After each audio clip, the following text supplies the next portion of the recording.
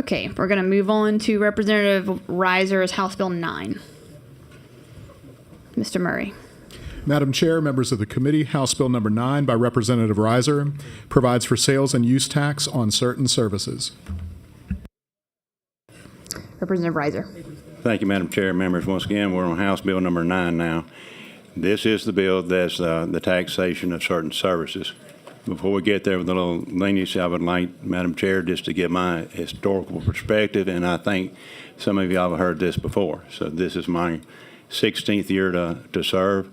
I either served on Reverend Fisk for 12 years, and I served on this committee for 4. And during the time I was in the Senate, we had revenue problems, and that's what brings us here today.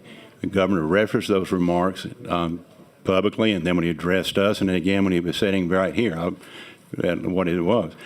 We as a state, going back from the 1930s, and Cormier represented, our revenue used from oil used to be 40%, it's now to 5%. Technology has taken us to different ways, but ever since then, during our time, we go up and down through revenue. We do not have a stable revenue path. And what does that cause is that we end up just fixing things from just one cycle, roughly 6-7 years, to another one.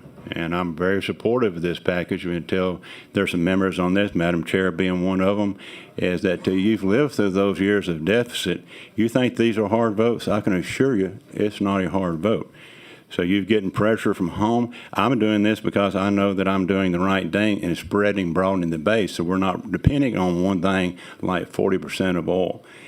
What transpires is, I'm saying this, and I respect every individual member in the way you vote. I want you to know that up front. But in the lack of presenting and preparing for what I would consider the lack of preparation for a hurricane offshore is just irresponsible. We know it's coming. Forecast has presented that. It's not if, it's not when. We have it, and it comes through back and forth. We had task force under Governor Jindal that looked at this.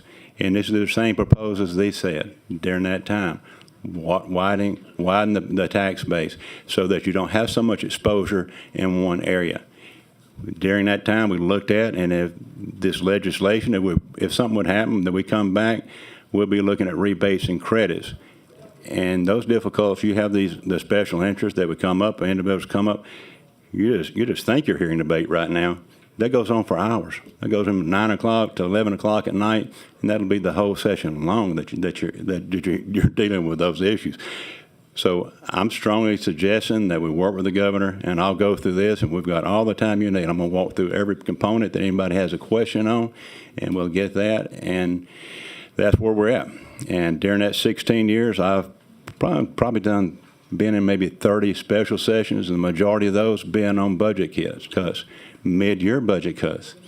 So when outside our Constitution right now, higher ed and health care, and that affects a lot of individuals. Our task before us is to govern, and sometimes that is a task that takes deficits and hard times to learn. But keep in mind, if we move forward, I respect everybody's decision, but we are held to the account to govern our state. So moving on to the bill now, Madam Chair, these are taxings of services. That's something that some services are already taxed that we have. I'll give an example of some that are currently taxed, and there'll be some modifications. One of them is furnishing of sleeping rooms. Another furnishing of amusements, that's in current law, making that. Automobile parking is already in current law. They're in the same bill. Printing, the section on the printing, we'll go through these itemized if you'd like to go through one at a time. The section that is in this bill is the printed product that will be sold. Then the printing service is exempted as purchased, so that's papers. That's when you're having the hard press, and so they're not until the point of sale. Current law is laundry and cleaning. Current law is telecommunications. And so I'll open up to questions, or Madam Chair, if you'd like to, I'll go through the 48 that we have enumerated, or one by one. If you turn to the abstract, it might be the easiest way on the back towards the bill. Look towards the abstract. That'll give probably, if you get a better direction. The first 6 pages of the bill is what I would consider a preamble that has definitions in it, defining back and forth. And we're going to have some amendments come up. We've had to work real carefully with that. We want to make sure that we don't have any cross-reference issues on the legality part on definitions might conflict in some other revision of the statute. So, Madam Chair, would you like to take the amendments first, or how would you like to proceed? All right, Mr. Morris and Secretary Nelson, if y'all want to come up for information.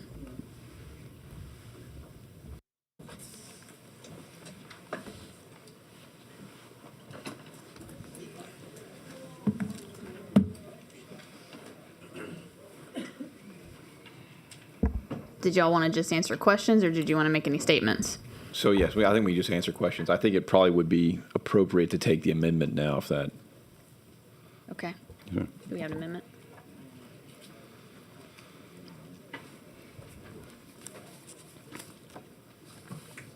Mr. Murray. Yes, Madam Chair, members of the committee, the amendment set before the committee is number 79. 79 is the code in the top right-hand corner. This is a 5-page set of 39 amendments. They are online and they've been distributed. Many of these amendments are technical, involving some renumbering, so I'll just identify the substantive amendments in this set.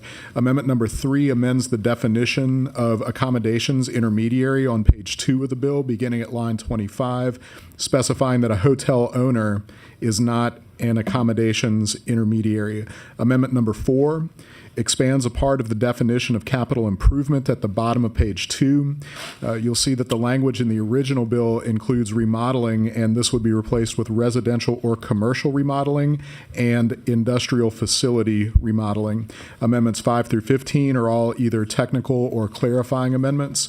The next substantive amendments are numbers 16 and 17. These revise the definition of furnishing, appearing on page 4, starting at line 15, so that the definition would read as follows. Furnishing means brokering, providing, coordinating, making available for, or otherwise arranging for the sale or use of a taxable service provided for in the proposed law.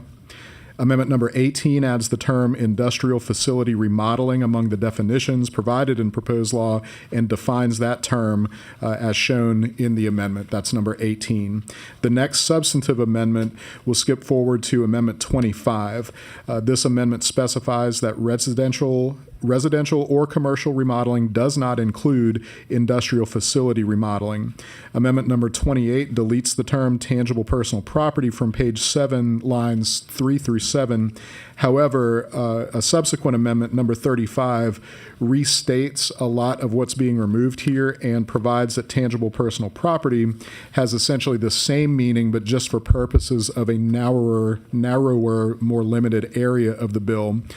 So 28 and 35 work in conjunction. Amendment number 30 deletes the paragraph adding delivery, shipping, freight, and transportation services. Into the newly taxable services list. It replaces that with a more expanded version of what those services entail. So that expanded version of the delivery, shipping, freight, and transportation services is there in Amendment number 30. Number 31 would remove but not limited to in the property repair, installation, and maintenance item in the newly taxable services list. This thereby limits repair, installation, and maintenance to what follows on page 9 of the bill. Amendment 32 adds into the newly taxable services list services to replace, alter, modify, or upgrade an existing industrial facility where there is no increased capacity. Amendment number 33 deletes the exclusions from repair, installation, and maintenance services appearing on page 10, lines 1 through 3 of the original bill, and replaces those with a more expanded version of those exclusions. Those exclusions are there in Amendment number 33. The next substantive amendment is 35, which was discussed earlier. This is the one relating to tangible personal property definition. 37 and 39 are connected in that they both work to establish a credit against sales tax for certain cable television and satellite franchise taxes imposed locally. Also within Amendment 39 is a new authorization for the Secretary to waive penalties in certain cases. This concludes the extent of the amendments. Okay, Representative Reiser or either one of you that would like to make I'd like comments. to comment. The reason I preface, as you see, listening through the amendments, we have the amendments before us now. The reason I prefaced that 1 through 6 was basically the preamble with the definition. you'll see now the work that's been required in making it be able to match up, and so that Department of Revenue can be effective. And so the definitions, a lot of that were definitional changes. You made the definitional change, then the compliance back on that definitional change changed the verbiage of the taxable event. So that's been the major, what we've been dealing with, I would say, extensively. So that's the essence of what it does, and then when you touch the definitions, it rearranges so they match. All right. Thank you. Representative Willard, you had a question on the amendment? Okay. Representative Selders on the amendment? Yeah, thank you, Mr. Chairwoman. Just for clarification with the amendments, on the disaster repair, I think that's amendment 33, right? So that's not going to tax disaster repair in Louisiana if Energy or any other DEMCO had to come out and do repairs and put that tax on the citizens. Is that what that's saying? I'm going to let the secretary address that, and we're still dealing with the ongoing issue. We're making sure we cover some of that. We still got a little wind stuff. There's still ongoing movement. So now, but yes. So that's creating an exemption for disaster repair, so that will not be taxed. So they won't be taxed? Yes. Okay. Basically, it'd be, and once again, you'll be real question with definitions, but in essence, I would say acts of God, but you still have things where you have to address like wind damage that would be not classified as a significant act, but just an act of nature that occurs. Okay, great. So So there's no happenstance of anybody that maybe a little storm that comes through a little isolated cell. Those are issues we have to deal with, that we have been dealing with. Okay, that was a clarification that if that's exempt, correct? Thank you. Okay. Representative Bamberg, you have a question on the amendment now? Okay. Representative Willard. Just to piggyback off of that, so it sounds like we may be exempting some of that, but not all of it. Can you tell me exactly how that exemption would work? The one that Rep. Selders was just referring to? Sure. So if it's basically it's basically the repairs done as a result of a natural disaster, which is declared by either the governor or by a federally declared disaster. So it's basically you have a storm or tornado or something like that. So those repairs would not be taxed. I'll point out that there's a lot of other elements that would already, even without that exemption, like a roof replacement, a lot of the reconstruction and remodeling and renovation, those are already exempt under the bill as basically capital improvements. And so this is just expanding that exemption to include things that are caused by natural disaster. I thought we were taxing home repairs, remodeling, reconstruction. So those things that I just said, the remodeling, reconstruction, building a new house, those are not taxed under the bill right now. And so we just expanded the definition because there are maintenance and repairs would be taxed under this bill. And so we're extending that definition or that exemption to exempt anything that's done in a result of a natural disaster. Okay. Thank you. Representative Bamberg. I may just need a little clarification there. We're talking about natural disasters, wind, hail, insurance claims. I know we're fighting on many battles in this state on things that are important to our citizens. How could these affect insurance claims negatively? So the exemption that we just add, or that is in this amendment, exempts it from a declared disaster. So if it just rains hard, then that's not necessarily a declared disaster. And so That's got a dollar figure.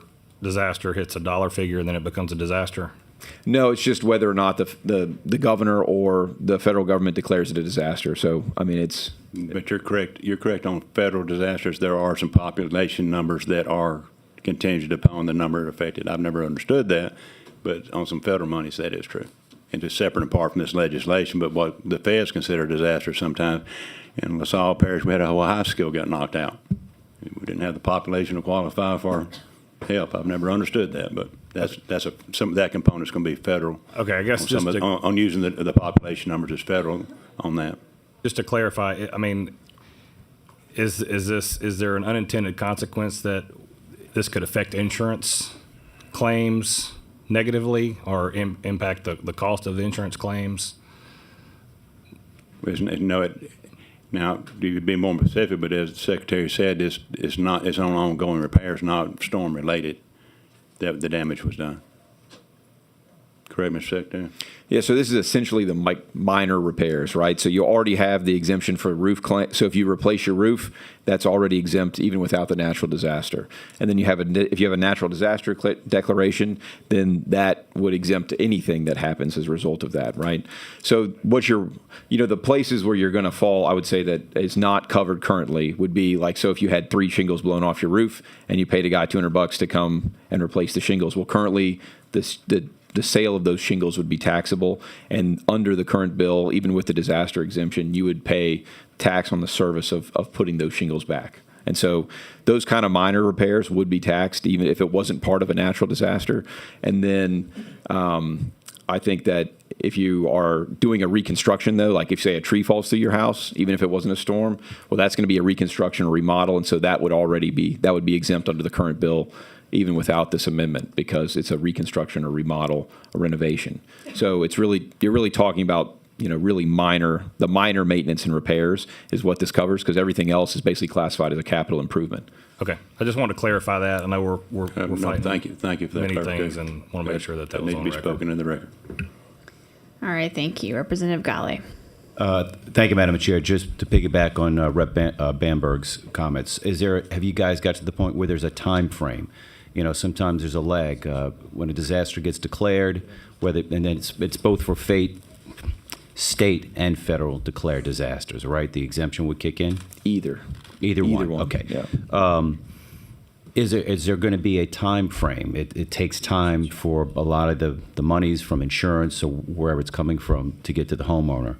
So are you guys going to incorporate some sort of a time frame to get it done? Will there be a... The statute is related to per se, their event. So it would be event related. If it occurred to that event, it would be my interpretation. If the event happened today and it was 6 months prior to you got your insurance adjustment, you're still back to this event. Was it a taxable event or not taxable event? Under the storm, no, it was not a taxable event. So as long as it is tied to the declared event, Correct. it will be exempt with no. There's no time limit. Okay, good. And one of the things we have on that is that to keep aware, even inside all the storms, which we've been living off of and doing, last time I was on Homeland Security, we had like 18 numbered storms. Those are continually paying out, and it takes years for some of that stuff to get resolved. To answer your question, but in any claim to a storm that was done in Gustav, maybe money's out, they are still specifically tied if it was related to that storm that has a storm number rather than a name. So that exemption would not Correct. expire. Okay, good. Thank you, gentlemen. Representative Landry. Right. Just to be clear on a few things. So waste does not apply to the city picking up your garbage, right? No. I think I'm right. Okay. Information services. What are some examples of that? Luke, you want to answer that? I don't have the page number. Sorry. There's so many here. So, Luke Morris on behalf of the department. So, information services would include any of your cloud-based information services, not software, but more so like research publications, surveys, broadcast rating services, things like that that have they collect information and make it available for the user. Okay. I don't know what that would be, but thanks. Warranties, like the warranty on my tires, the warranty on my fridge, the warranty on my dishwasher. Now we have to pay a tax on the installation of it. Correct. Okay. Wouldn't we want to encourage people to get a warranty? I traditionally don't. Okay. Representative Landry, we're still in the amendment. I mean, if you have some Oh, questions on the I'm amendment, that's sorry. fine. No, you're good. I got confused We by can that. go back to the bill in a minute. Okay, well, this is some of this has been changed. So a lot of the house repair or house installation or house remodel, it looks like a lot of that has been changed or added or clarified in the amendment. So just kind of as a general question, we all own a house. Like, what are we now going to have to pay services on moving? What services are we going to have to pay taxes on moving forward with the amendment combined with the bill? You would have to, under the proposal, you would pay tax on the service of the repairs and maintenance of, whatever it may be, plumbing, electrical, whatever home repair you may be having done, as long as it's not subject to the natural disaster exception. Okay, so plumber, the AC man at 10 o'clock at night when my house is 85 degrees, the fence, unless it was knocked down during Ida, window repair, grass cutting, the shingles off, all of that, we will have to pay the person who comes and does that repair. Correct. But if I completely remodel and renovate my house, I don't have to do that. So I don't have to pay a big developer a tax, but I have to pay my handyman a tax. Yes, okay, Yes, thanks. That's right, Carrie. All right, thank you. Representative Eccles. Thank you, Madam Chair. I just had a specific example I wanted to lay out and just understand the potential implications. Let's say, for example, a non-named storm, microburst, wind, rain event, created a wind shear, yeah, what have you. Again, not a named storm, no emergency. It broke off a gutter on a building. It caused a window to slide in, water poured in, and it was obviously a large enough amount to be a claim. In that scenario where I have to repair drywall, sheetrock, floors, would that be an event that was taxable? I'll let the department answer that. Brandy Averett on behalf of the department. So in that instance, it would depend on the extent of the damage, on whether it qualified as a reconstruction or if it was minor enough to be a repair. Well, let's say the building was worth $1 million and it was only $40,000 worth of damage. I don't know that the cost would be the determining factor. I think it would matter on what work was required. Repair a room's worth of floors and a third of a room's worth of sheetrock. So potentially, I think that qualifies as reconstruction. Potentially. Okay. So, I mean, if we're talking about a corner of the floor and, I mean, it's a measurement. But when you talk about several services that are required, then you're going to get into the area of reconstruction. Okay. So And that's back to definitions again. So now, the best of what I'm understanding is that, yes, you're wanting to restore or reconstruct to the previous condition. And so that'll go back to the department now. So let's say the damage was $10,000 and it's the minimum stuff that you're talking about, not a substantive. In that example, let's say State Farm's the insurer and they have a claim to pay, and obviously they would be taxed because it's minimal. So wouldn't that drive up my rate as a premium payer, potentially? I'm going to turn back to you on that one. I don't know the answer to that one. Okay. A couple other questions. In that same example, storage while that damage is being repaired, it sounds to me like if it is a substantive, then the storage for the materials that I'm storing to replace would be covered under that exclusion in a substantive. I'm sorry, ask the question again. One of those Connex boxes, metal boxes that they store construction materials in, that would also apply, I'm assuming, in this example for the exclusion? Under the disaster exclusion? No. Under the example I gave between a substantive improvement versus a minor improvements. No, storage doesn't have an exclusion for that. So no exclusion for storage. Okay. Correct. All right. Correct. Exception for, we just speaking in Globo on storage, if it's a warehouse storage like that, now that's not in the bill. It's like if you have a cotton warehouse per se. So another, I guess, question or concern, and it kind of falls in line with this, some of the amendments. As a contractor, I'm a general contractor, I'm a commercial and residential contractor. Does this put the contractor in the role of figuring out what is taxable and non-taxable? Or I guess I'm just trying to understand logistics because they already do a lot. In some instances, yes. If you're doing work for a taxpayer who has a direct payment permit, then they would figure it out, but otherwise it would be on the contractor. Okay, so some logistical things we got to work through there.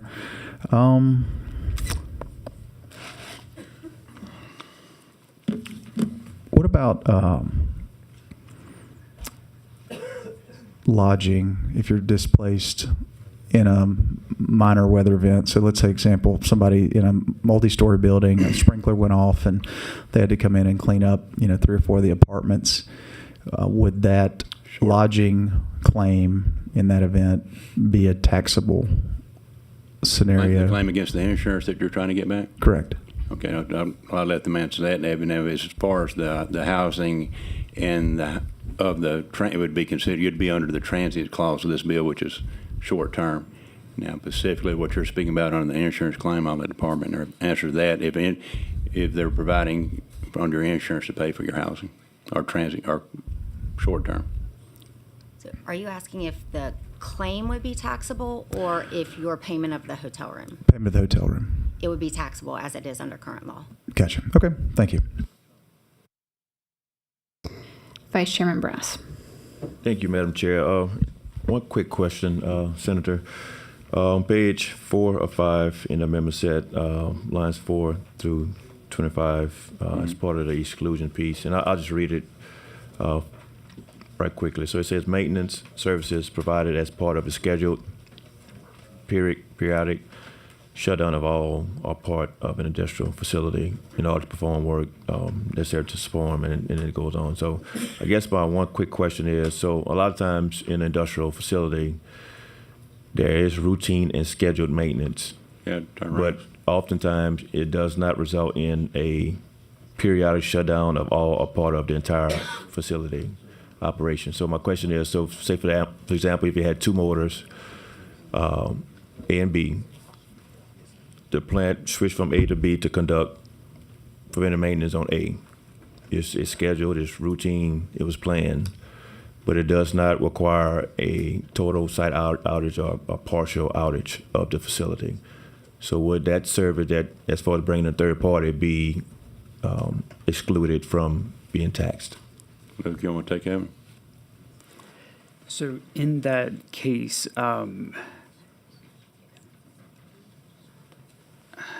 I would say that here, if it is, so let me start with this. So the definition that we're incorporating here is coming from the state of Texas. So we're very intentionally trying to incorporate that. If it's a turnaround, that's not going to be included. But your question is about... Yeah, just routine, planned, scheduled maintenance that does not require an outage of the plant, even a partial outage. So it may require the outage of an individual piece of equipment, say for example a motor, but then you have a system motor that's running where you still, that plant is still operating under normal conditions. Sure. But the maintenance of this motor is routine and scheduled as per preventive maintenance plan for that particular site. Yeah, you take it. As it's drafted right now, it does require a partial shutdown.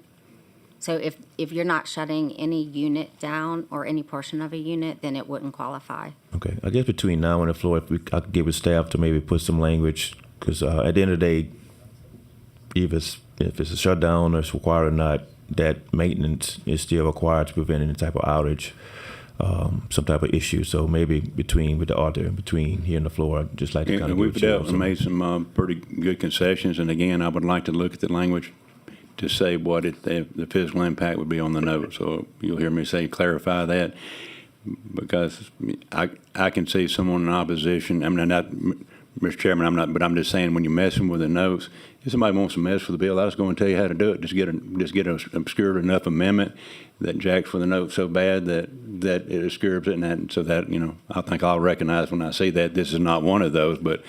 And I don't think it is. No, it's not. But I'm saying that I have that clarification remark for everything that comes across for the note that might have one, because this note could be insignificant. As you know, you've sat at the table working on these. Yesterday we were working on these various issues together. But you could have another amendment that didn't do so. Yeah, and Rep. Brass. So we're still working on that definition. So we incorporated the definition from Texas, but we are talking with the industry because I think there's some current concerns about the litigation that they see based on that definition in Texas, and we're sort of trying to work out with them those issues. And I think that is within the scope of the problems that they have with the Texas definition, and that's part of the discussion that we're having with them right now. So just to be clear about that. Thank you. Thank you, Madam Okay, Chair. Representative Henry. I just want to clarify on this amendment, going back to page 2, line 29. So it's amendment number 4 on the page. Rep. Bamberg and I have been discussing this since his question. Just to clarify, the new construction or reconstruction, residential or commercial remodeling, industrial facility remodeling, that is exempt in this bill, correct? Correct. Those are excluded, meaning they don't even Excluded. fall into the definition. Or excluded. Yes. Okay. Those are Just not wanted to taxed. clarify. Thank you. Representative Willard. Thank you, Madam Chair. I think this is probably better for the secretary. So, I mean, I still haven't been able to put together everything that the amendments are doing, but I did note in the bill that we were levying a tax on distribution and transmission lines.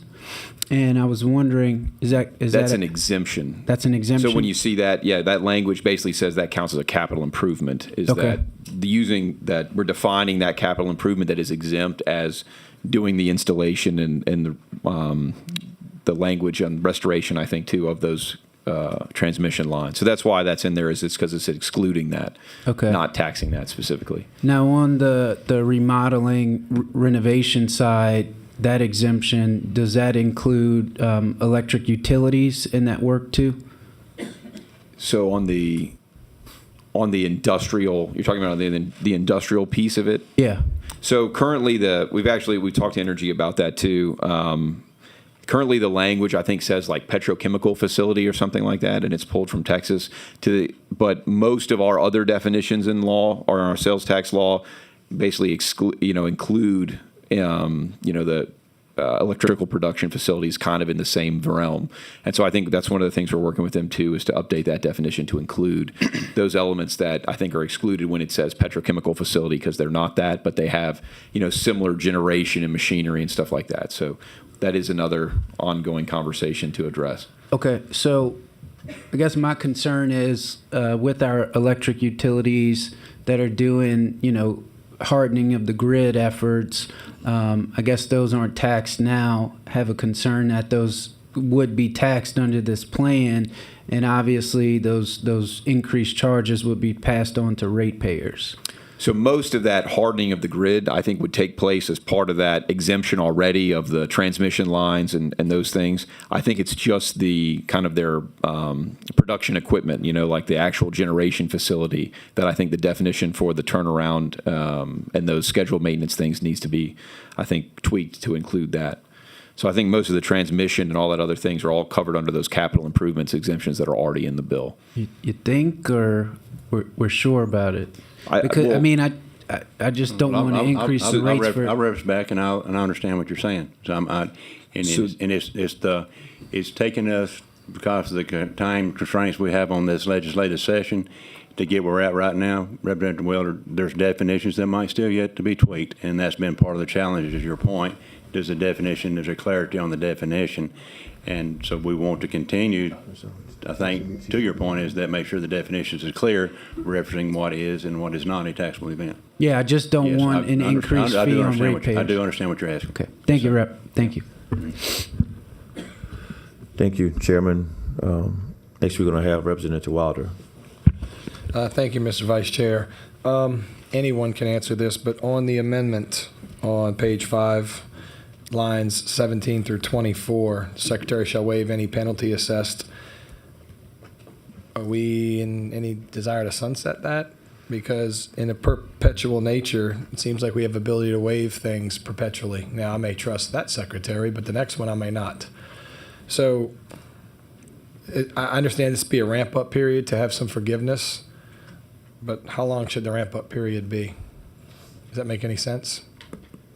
Yeah, I think I mean, Brandy, I don't know if you want to mention that. I think the intention was to do it through July, basically through July 1st. So for the first like 6 months or so, that anyone that's not, collecting or not collecting, remitting the tax, they don't have to pay a penalty as a result of that because it's relatively, a phase-in period.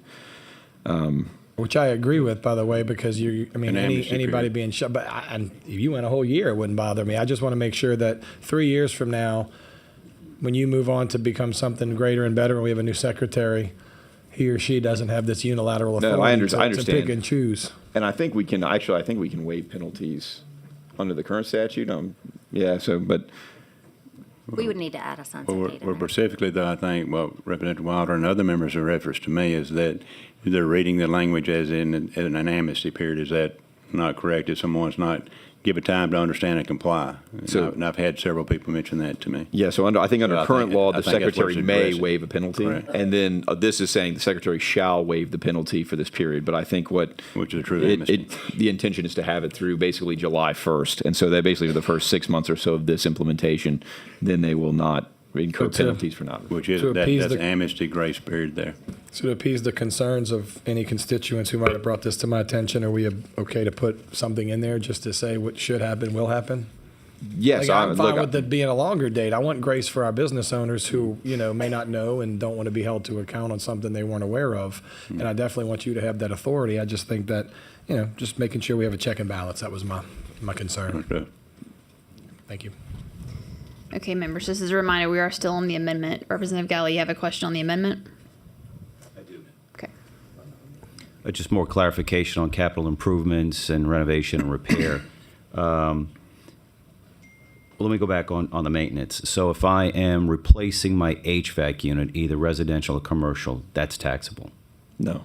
It's not taxable. That's that falls under the capital improvement, and that would not be taxable. If you're replacing a capacitor in your AC unit. Correct. And so currently you pay tax, you pay tax on all of it, right? The sales tax on the items.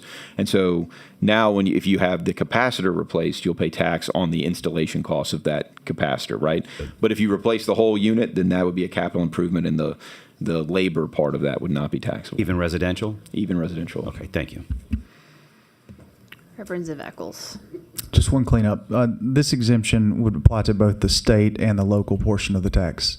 Yes, this is, the services would be subject to both, and the exemptions and rules would apply to both, too.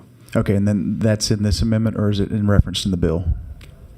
So the services are both incorporated as the ability of the locals to tax these services is basically granted in this bill.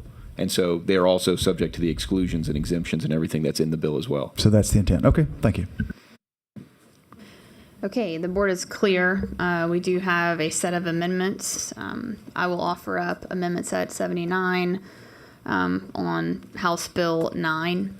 Is there any objection? Seeing none, the amendments are adopted. Okay, so moving on, we have, are there any questions on the bill for now before we move on to more testimony? Nope. But Representative Willard, do you have one? Okay. All right. Thank you, Madam Chair. So, I guess first I want to know, do local governments have to pay any of this tax? No. Any of these service taxes? Do they pay the tax? Yeah. No. Okay. Fall under exclusion. Okay. Now, when it comes to, I guess, this bill would require some small businesses to collect taxes that currently don't do that, correct? They see $10,000 in total business gross. And how do we come up with that $10,000 figure? That based on if you have a young individual mowing yards, sweeping, cleaning up, doing summer work, doing whatever the work might be related to that 10,000 is where that number came from. And Okay. if you exceed that, that would be then become subject to this statute. Okay. As far as the business owners knowing when they're supposed to do this and when they're not supposed to do this, what's your take on that? I mean, it sounds like we had an example, a question by Rep. Eccles where we weren't even sure, are they supposed to tax or not supposed to tax? So how do you think business owners are going to be dealing with that? I've just asked myself as a business owner multiple, is that we have changes in from that come to this committee, we have changes every year of different, and responsible for knowing those changes when they come through. So, Well- I mean, this is a higher cumulative total, but we have changes in tax law, federal and state, I would say every year annually, that we're responsible for keeping up with. But I think especially on the home renovations versus repairs, right? The renovations aren't taxed, the repairs are taxed. If somebody comes and paints my house, is that a repair or a renovation? Maybe I had one wall discolored, right, and chose to paint the house a different color, or a certain room a different If that color. individual is in business doing it, and there's over $10,000 that labor component, is my understanding, yes. That one job. So the painting, I think, actually falls as a capital improvement, and that it's not, painting is not going to be taxed in and of itself. And so if you just have your house painted, it's not going to be taxed. It would only be if you, say you do a drywall repair, or you add a light switch or something like that, and you do some other minor repair and you paint ancillary to that, then you can't write So off if there on was that a piece. hole in the sheetrock that had to be replaced, and then obviously you got to tape and paint that, now all of a sudden that is taxable? Well, so basically the entirety of that repair will be taxable. And so the painting is, they say, is under the statute, I think, a de minimis addition to that repair. Just to answer your question, this is most of the, especially the repair statute, is modeled off of North Carolina and Texas. Like, we tried to use a lot of their definitions, a lot of their, their rules and everything, simply because they've kind of gone through this process already. And so we didn't want to have to just reinvent the wheel. We looked at, well, where do they draw the line on a lot of the, what things are taxable and what things aren't. We also tax repairs to tangible personal property right now. So when you get your car fixed, stuff like that. So we do have a relatively a large amount of litigation over, is this a movable or is this an immovable property? So now you kind of have just a set of rules for both, right? As opposed to if you try to move it from one's classification to another to try and get it basically tax-free. And so I think we are trying to fix some problems in clarifying some of the tax law. I understand that the services piece of it, especially on those repairs, they're a little complicated. In general, it's going to be anything that's a bigger cost is going to be exempt as a capital improvement. Generally, that's what I think the rule is. There's specific things like roof replacement and AC replacement, painting, that are spelled out in the statute, that those are exempt. And so there will be somewhat of an education piece, but I don't think that it's an insurmountable amount. Is there a reason you're not putting a dollar value, I guess, on this provision? On which provision? On the home repairs, home remodeling stuff. I mean, I think that would be more clear. I mean, this is my concern. You have small business owners who don't know if they should be charging this tax or not. Maybe they decide not to do it because although they're a general contractor, they don't work on big jobs, right? They work on small to medium-sized jobs. So they say, hey, don't think this applies to me. I'm not charging the tax. And then however it happens, they get into trouble. And so I think with ambiguity, you're kind of setting up that type of situation. You're saying like have a dollar, like a minimum dollar amount Value of the, above this of the repair, yeah. Above this. And I just wanted to know why we didn't take that Yeah, approach. so actually I did think about that. I did think about that and say, well, is that the best way to classify it? And really it was just based off of, the other states not doing it that way. Of, hey, look, if are there games that you can play to say, hey, well, if it's going to be X amount of dollars, but if you do this much, it's tax-free, even though if you replace one window, it's going to be taxable, but if you replace two now, it's tax-free. I don't know if that's the system that you want to put in place where, you're kind of incentivizing kind of a game being played with it as opposed to classifying this is what you're doing, the actual activity. Yeah, but I feel like either way you go, there can be gamesmanship to it. Now, from the contractor's perspective, the individual doing the work, so let's clarify, make sure we're on the same line of the question. If they exceed $10,000 worth of gross revenue, then in the previous year, if they've done that and they've established that, yes, then they some of that from that component. So kind of. Yeah, but just because they do $10,000 in revenues doesn't mean that they have to charge this tax. Because some of these taxes I'm just trying to help you, Secretary, so we're on the same page. So we're not. So you're speaking specifically as you, because it's kind of getting in two different areas. So no, I'm just trying to figure out on the clarity contractor on what's exempt. in the course and scope of doing that work. if they're selling widgets and they sell the widgets as 10,000, and they sell you a widget, they sell gross in the previous year over 10,000. Now you buy a widget for $1 and it went over that. Yes. I understand that, So now, Rep. but I was getting a little bit crossed over, so I'll let the secretary take it back and make sure we're trying to get you answered But directly. yeah, what I was trying to figure out is how do they know if what the job that they did is exempt or not exempt? Okay, all Are right, they then we supposed get to charge it. the All right. tax or not charge the tax? Is And it- so that's is what the that's specific where I was job going work, with that. is it exempted under reference some kind of similar to what Representative Eckles was saying, some clarity? Correct, Okay. correct. Some clarity on there. What happens if the general contractor says, I'm going to break this up into multiple jobs? I'm going to paint, and then I'm going to do your floors, and then I'm going to do your electrical, but it's all separate jobs. So, I mean, at the end of the day, that would just be a renovation. I mean, if you're doing all of them collectively, like even if you say Within a certain we're time giving you a period? contract and we're going to do all this work at the same time. I mean, if you do it 1 year and then the next year or something, then No, I know I'm playing hypotheticals here, but I'm pointing out that this provision is very unclear. So, let's say I need my walls painted, I need some electrical work, I need my floors done, right? But I don't have money to do all of it at the same time. But I know that if I do all of it at the same time, I don't have to pay this tax, correct? that's correct. And so my contractor can say, all right, I'm going to do this under one invoice, and we'll work on it as you can pay me. And that way they don't have to charge, right? That's true. Yes. Okay, all right. As long as you have that, look, as long as you have the work done, if you structure it that way, I mean, you would be exempt because you're doing all of the elements that would make it a renovation or a remodel. You're doing all of those things. And so just because you put in a contract and you pay them out a little bit at a time, that's under this statute, you would be exempt. So Okay. now if you went to them and you said, hey, I just want you to do, replace an outlet for me, and I want you to replace one outlet every week for the next 52 weeks or something, I mean, I think that would be. But what if you need them to paint a wall and you say, paint this wall plus fix this outlet?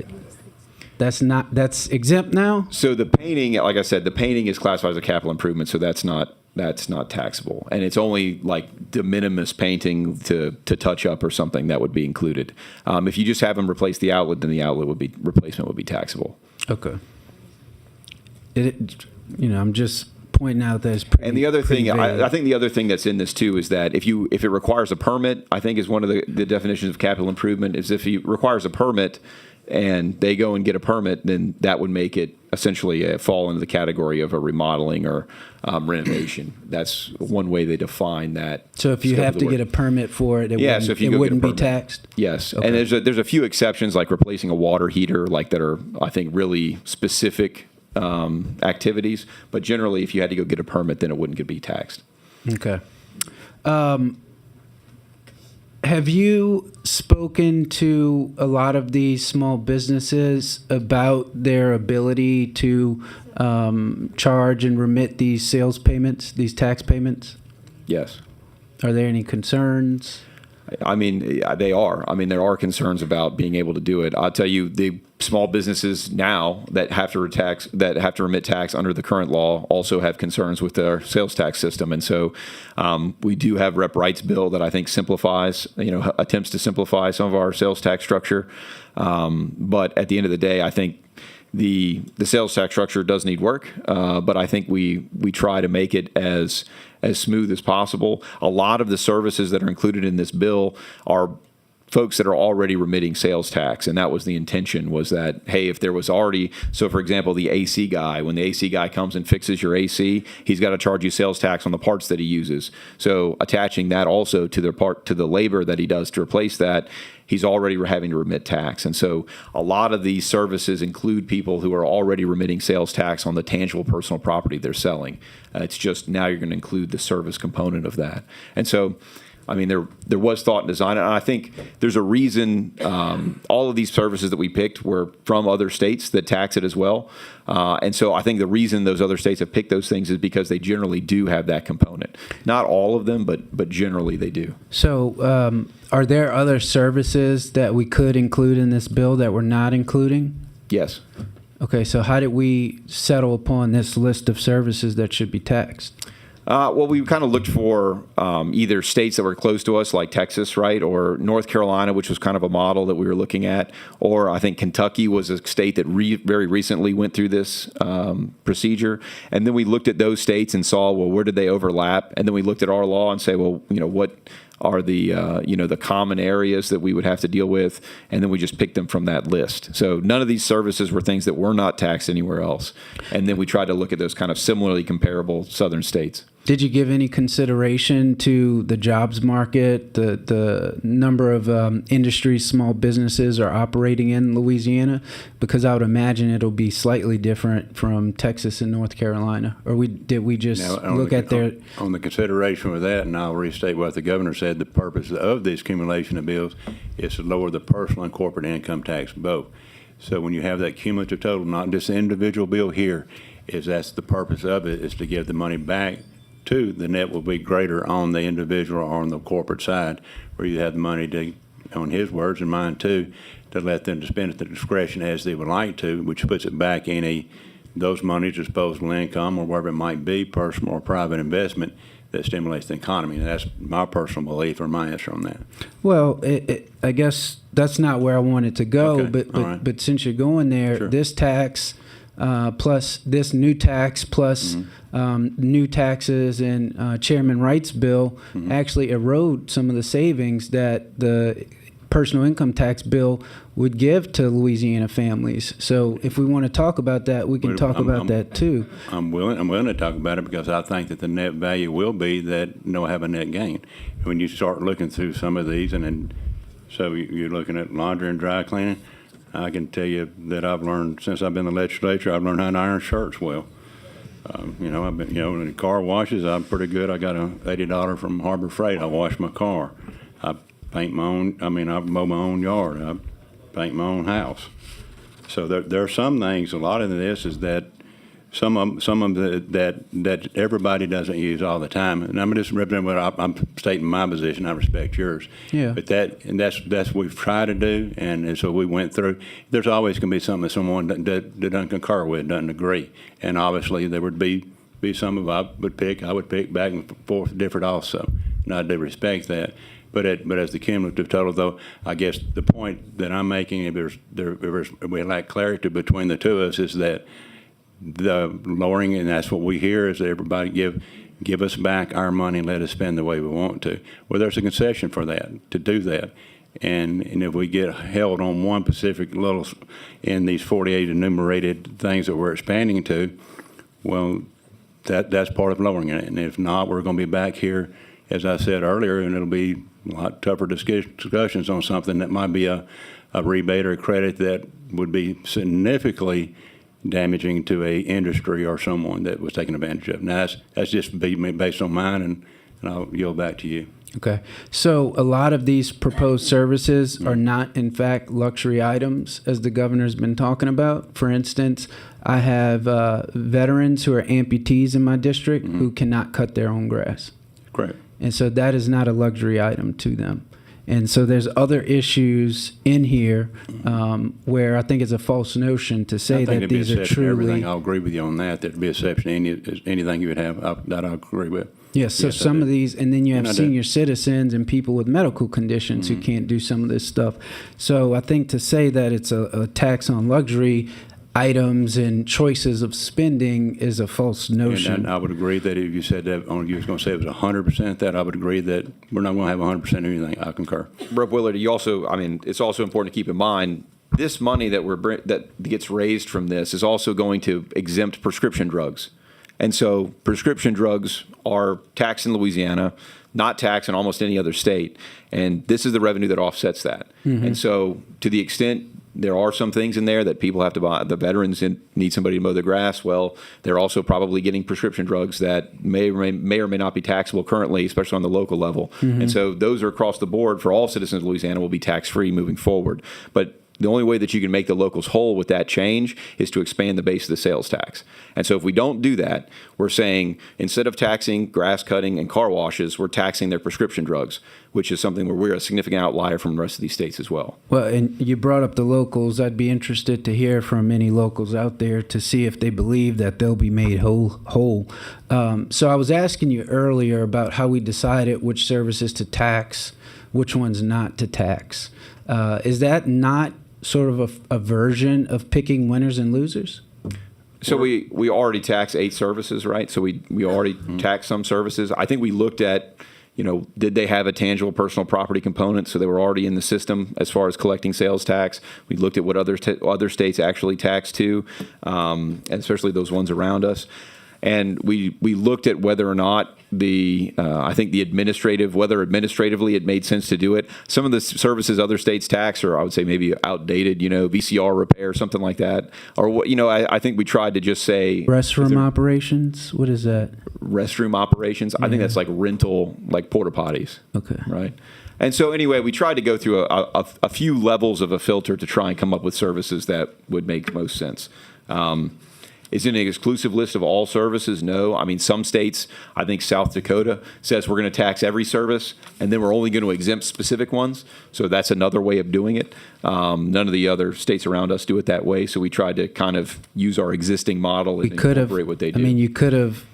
I guess what I'm getting to is because I keep hearing that we're no longer going to pick winners and losers, but we are in fact picking winners and losers in a lot of the bills that are moving this session. And so if you really want to get away from picking winners and losers, I guess on the services bill, you could say all services are now going to be taxed. I can answer that.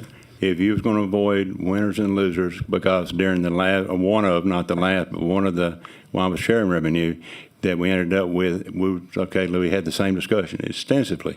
Maybe for a week, we're not going to do that. At that time, the sales tax would have been 14% to achieve that goal.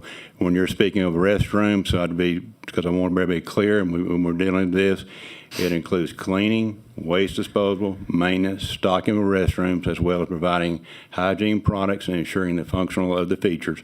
This provision in service restroom trailers, porta potties, and other rentable toilets. That's what's under that provision in the statute as it stands. Okay. It's not like going into your business, not as specifically as stated here. Okay. The last thing I wanted to touch on was about the compliance. It seems like the fiscal note was estimating maybe about a 30% rate of compliance. Did y'all review that? I think it's maybe the other way around, 70% compliance and 30% non-compliance. Okay. All right. Thank you for clarifying that was the same estimate we used too. Okay, so we're expecting 70% compliance. What does that mean? Does that mean the businesses who should be collecting this tax are collecting and remitting I had to answer that just straight out, that you have a lot of cash transactions in anything, no matter what it is, regardless. No, I know. So you got to factor that part in, and then you have something good. The compliance means some that don't. Yeah, so you're going to collect about 70% of the tax that's owed. Mm-hmm. Okay, and the 30% that you'll be missing out could be cash transactions, stuff not being reported. That does not remove it from a taxable event, but that's right, it would not be collected. Okay. Or we would not be aware of it. You're pretty confident we'll get to 70% compliance on this? So I think for the estimates on what we took and what the services were worth, we took very conservative estimates to begin with, and then we took 70% of those conservative estimates. Got it. And then I think LFO took even more conservative estimates on that. So I think that we can conservatively come up with the revenue that we're expecting from this bill. Okay. All right. Thank you. Thank you, Madam Chair. Good question, Ray. Thank you. Representative Eccles. This is more clarifying for the record, and as we go forward, I know if this bill becomes law, there's obviously going to be a lot of rulemaking because this is complex. But then just some clarifying remarks so those that are watching, both in business and industry, can contemplate what the impacts will be on them. Many insurance companies have software that they sell or lease to agents. A lot of that is in the cloud, and it's cloud-based subscriptions. In the bill on page 8 of 16, and it's line 28, installation, repair, maintenance of taxable computer For me, software and training. I was being rude and talking during your remarks. So what page are you on again? 8 of 16. Okay. And on line 28, it says installation, repair, and maintenance of taxable computer software and training. If you could just elaborate on that line, and does that apply to subscription-based, cloud-based services? And any other flavor you want to add towards that one particular 8 of 16. block? That's under the telecommunication service component. That's page 8, 16 through 17. And prior to that's laundry and drying, 11 through 16. So you're specifically on line 16 to 17. Installation, repair, and maintenance of taxable computer software. If you go up to the header of the section, for purposes of imposition levied pursuant to this chapter and 2.3 on services, subject to state, local sales tax use, and then it elaborates. I'm just trying to clarify if that falls in with insurance companies and the software that they sell or lease to agents. Would that information service piece from a cloud-based system be taxable? So let me go through this we are now, and then you can come back and see if it answers not, then we'll go from there. Repairs to downloaded software are currently a taxable event because software is a tangible personal property under current law. This service now would also include installation of software, reinstallation of operation systems, troubleshooting, repairing boards, recovering information, routine maintenance, and virus removal. So it's physical connectivity to this device, not an app-based service online.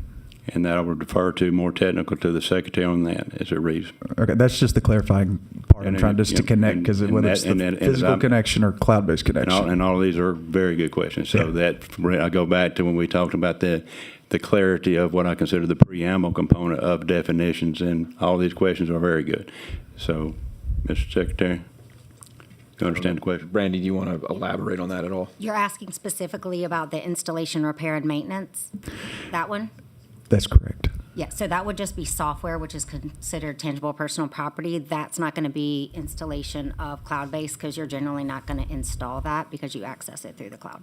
So with this, I guess in my question more specifically then would maybe go to the digital bill, and if it's a cloud-based software system, that tax could apply to that, or would Correct. it? That would be software as a service. I think in the bill, we call it pre-written computer access. Okay, I looked at that one yesterday. I don't remember what it said, but I'll look back. That's all I have. You good? Okay. Representative Landry. Yes. So in addition to winners and losers, what we've heard about this whole time is our system is too confusing. We have to simplify it. This is clearly the most confusing thing we've talked about so far. I have no idea what the answer is to some of this, nor do most of them. Why? Why are we simplifying everything else and making this horribly confusing? We're in the process of not making it confusing. Representative Landry, I'm being that we're going through in this discussion now, but if there's any clarity we need to be moving forward, we'll make so. But is just into that specific question is enumerated as the other two members of verse a item that is in the 48th, then I want clarity on the definition. So it's one in specifically, so that the telecommunications and the technology stuff has been something Representative Brass has even more so in his legislation that has to deal with clarity on definition. So we're doing them one by one. So like if it's on furnishing and sleeping, it's furnishing amusements, automobile parking, whatever it is, as we go through, as much as we can do this here today, it's going to help me and help us move forward with it. I mean, we're moving. That's been one of the more complex ones is when you're talking about the technology component. And we've had that discussion even further because we're moving at an accelerated rate that individuals can't comprehend right now. So we're not going to, that particular component of it is going to have to be readdressed again because of AI. We just don't have any idea of how that, so we want to, under current technology, what we have right now, we want your input, everybody else's, how we define that, and make sure we're not leaving anything out for clarity on the definition. And to your point and the other points, Representative Willard, that it is important, and there has been a lot of effort put into that, and we're open-minded right now if there's anything that's ambiguous right now inside that. So, absolutely. Yeah, I think we're talking Yeah. talking two ships in the night on this. But you know, we did the prior bills. Let's make it easy. Everyone 3%.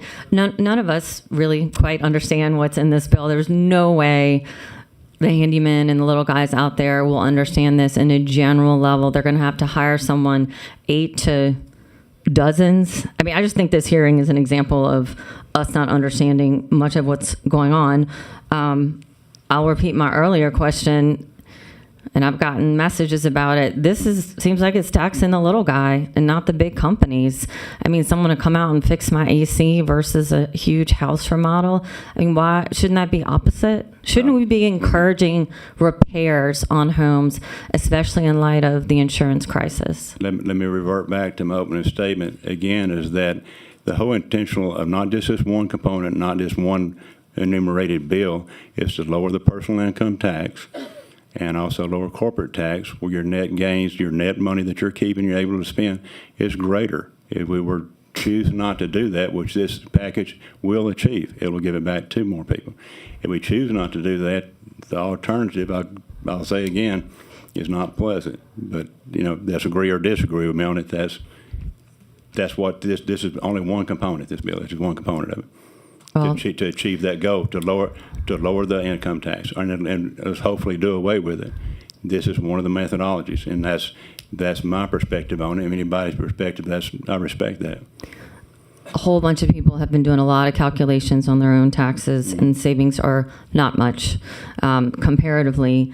And, you know, looking at this, and I might have some a little off, pest control, this is what I've dealt with in my house for the last year or two. Pest control, fixing the AC, various plumbing, security system, fixing my fence, broken window, grass, had to paint a wall, shingles on the roof.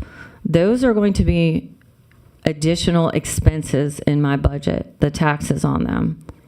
So I'm paying it here, or I'm paying it on income tax. And more differing is that I say that you'll have a greater disposable income if this all passes that. And you will have you're doing that to have a net gain. You'll have a greater net gain than you have now of money to spend on those specific services that you choose. So I think that's a big disagreement with a lot of people. Like Rep. Willow was saying, some of this is required. I mean, I got new insurance a couple years ago, and they said before they would insure me, I had to pressure wash my house because there was algae or something on it, and fix 3 shingles. So I had to do that. But these are new taxes. I'm not paying them right now. This is a tax on fixing the window, the fence, all these things. So we're raising taxes. And you're low. I'll go back again though, but you're lowering. If you have any, if we don't want to lower personal income tax and we don't want to lower corporate, and we choose I wouldn't vote for it. You know, if you didn't want to do that. But I think we're just moving things around, and I'm not the only one who thinks that. But or if you wanted to choose and say that we're going to make it just straight across the board, we're not going to pick any winners or losers. Then we'll go back to the last. And we have not ran the calculation currently, but I can tell you that the calculation ran, I think, in 11. That'd be a 14% tax, and that would be not one of discretion. You would pick and choose, and that would be exactly what everybody remembers saying. It would do exactly what you're saying, and it would be far greater than 48 items, and most of those, and a lot of them, I've understood the point, some individuals not, and that you can't 100% satisfy that, but again, though, I'm for lowering and eliminating the tax. And I stepped before this committee last year, had a bill before us last year. And I understand, I can understand the members last year, the complexity of it. The complexity with the proposal I brought was to eliminate all the corporate and, all the rebates and credits we could. And I think the silence of the committee spoke volumes of the difficulty of what that would be. There's a methodology we're going to have to use. We're going to have to pick or choose, or it'll find us. Just like as I mentioned, the storm's coming to us, whether we're going to prepare for it or not. And I understand what you're saying, Representative Landry. I mean, the problem also. We don't agree on the net outcome on that, but I respect what you're saying. Right. There's a lot of disagreement in this building, and not all of it is coming out publicly by your party as well. Yeah. it's difficult to understand how if we're raising income taxes and it's difficult for people to leave, and we're basing that on sales tax and these services tax, which are inherently unstable. We're decreasing, not raising income tax. Right. These are unstable. I mean, like I said, a lot of us are pretty stretched because of homeowners insurance, and we're going to stretch out some of these repairs or options further. And then something happens, and instead of fixing my roof, now I have to get an entire new roof. This seems very unstable, combined with the sales tax bill. People can stop doing a lot of these things. That some of this might be, for fun. I might get a massage certificate for Christmas or something, and maybe next time I'll get $50 bill or something. But so much of this is required. So to me, this is instability. We're trading stability with instability. I guess you disagree. Okay. I'll just cover it one more time for clarity, is that if we choose one specific area, if we were to choose it in the sales tax area only, the outcome of that, you can look at it in global again. So if we choose not to do this, we'll have to make that offset to start the process of eliminating, lowering personal and corporate income tax. That is an option. That's the option of this committee. If you chose right now to vote this down and give a proposal, I'm willing to listen to the proposal of how we're going to offset or how we're going to achieve that goal. That is always a debate. And if there was an item here that's not enumerated that someone wanted to replace it with, and now would be the time to discuss it. If we had something that you would have wanted to amend or put something else in lieu of those that we have listed here, these are the ones that we've compared, as Secretary Nelson said, that we've compared what other states have been successful, and they previously debated, and they saw what they've implemented, and we thought that would be the route to go and look at. But if someone wants to replace that in revenue with somewhere else to achieve lowering income tax and corporate, well, I'm certainly open to it. Well, we could also do none of this, but keep the 0.45 and the 2% utilities and end up in the same place at the end of the day. But financially, we'd end up in the same place.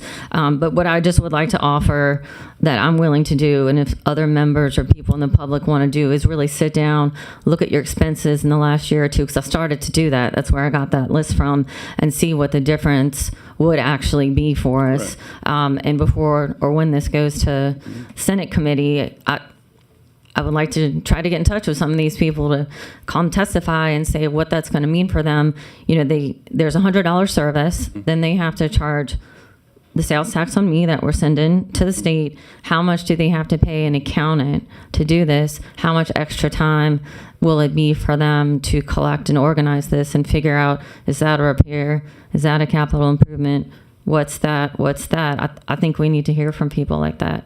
I agree. And once again, as this bill moves forward, and I suggest that if somebody has, we're yet to get to the floor, we're yet to get to the Senate, and we know that they'll have their own thoughts.